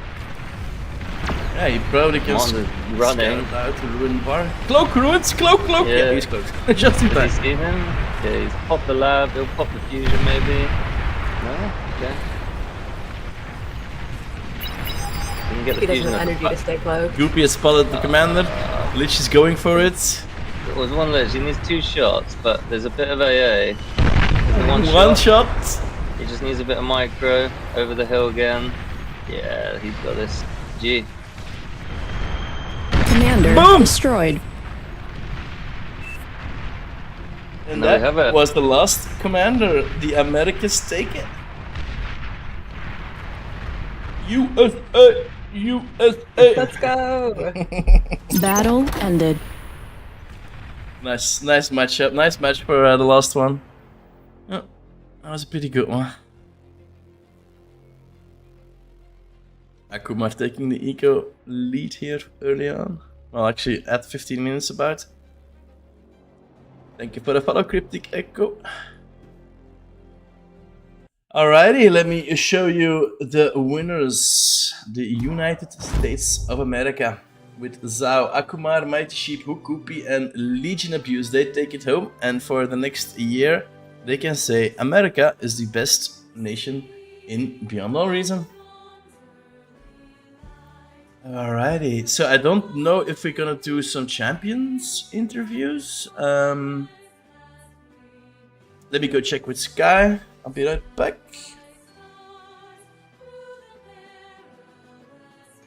Hey Sky, do we want to do interviews? If you want to, you can do interviews. Okay. Do you want me to notify any players in particular? Yeah, Sash maybe and Akumar, Zhao, they're all welcome to join. Okay, I will try to pull them in. Thank you very much. I Yeah, checked. way more exciting. Alrighty, I checked with Sky, and he's gonna pull in some of the champions of the day, so we can have a little chat with them.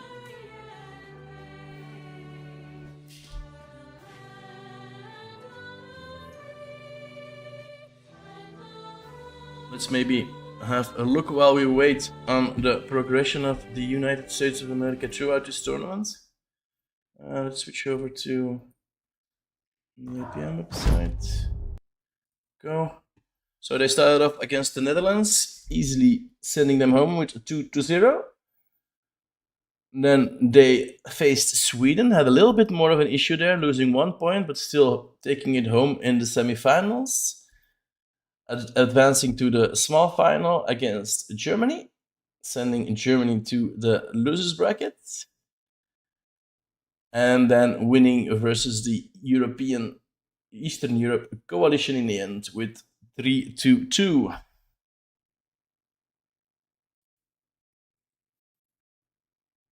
If we take a look at the losers bracket, you can see the Netherlands advancing over the Anglo-Saxon coalition, but then losing against our finalists, the EEC. EEC then advancing on to the lower bracket small final, winning against Sweden, and also winning pretty easily against Germany with 3-0. And then that made the European coalition go back into the winners brackets. So once more, here are our champions. So that is actually the second time that they win. As you can see here, season 3 was also for America. So they already have 2 Nation Wars champion titles on them. So yeah, they can pretty confidently say that USA is the best bar nation in the world. All right, let's see if we're getting a few people in here. Hello, Shadow. I have Sash Corin and Akumar ready to join for interviews if you'd like. Yeah, sure. Bring him in then. Thank you. Both of them or one at a time? Both of them. Thank you. Okay.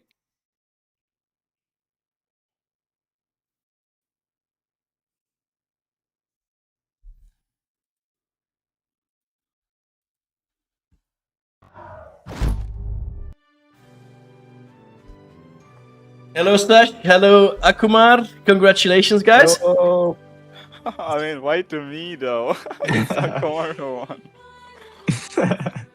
one. Second place though, clearly the second strongest team, like Yeah, top two. still get congrats for second place. Oh yeah, of course, Sash, you are in the EEC. I was thinking that they would give me champions, but also you. All right. I'm hoping you're feeling well. I With the don't second even know place. why you guys called me. Like, I don't even know. I'm the loser here. What the fuck? Well, I mean, so how is the team sentiment? Are you really bummed out, or are you okay? Because it was pretty close, right? 3-2. It wasn't really a walkover in any way. my team just fully left the voice channel immediately, so I don't know. I think they're not very happy, but Oh. it happens. They rage quitted. Oh, that's not good. That's not good. I mean, I don't know. It happens. Sometimes you lose, sometimes you win. Can't win all the time. Akumar, I guess it's a different story on your Discord. The guys are happy. Oh, everyone's so happy. It was unreal. Like as one of the liches died, so like we found the last calm, and it was like, okay, we got to do the repass, and luckily, either there was no error, or A was just being made out of the lab, so everything worked out. That was super like nice to win, and what we came in with a 1-0 lead and then tied up to 2-2. Definitely scary. Like I remember in scrims, I don't think we beat these guys, so definitely a really good team. Yep. Alrighty. The USA #1. Sivan is happy, I think, about that. She was rooting for you guys. So,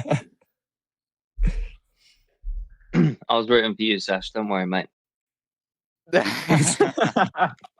I don't know. It's okay. It's okay. Every other I mean- tournament of the year, the EU guys seem to win out.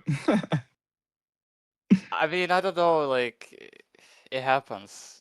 I don't know what to say. Like, first game, we lost really hardcore. I don't even know how it happened so hard. It's just, I think, some micro mistakes. And I genuinely think your team is so much better at micro than my team.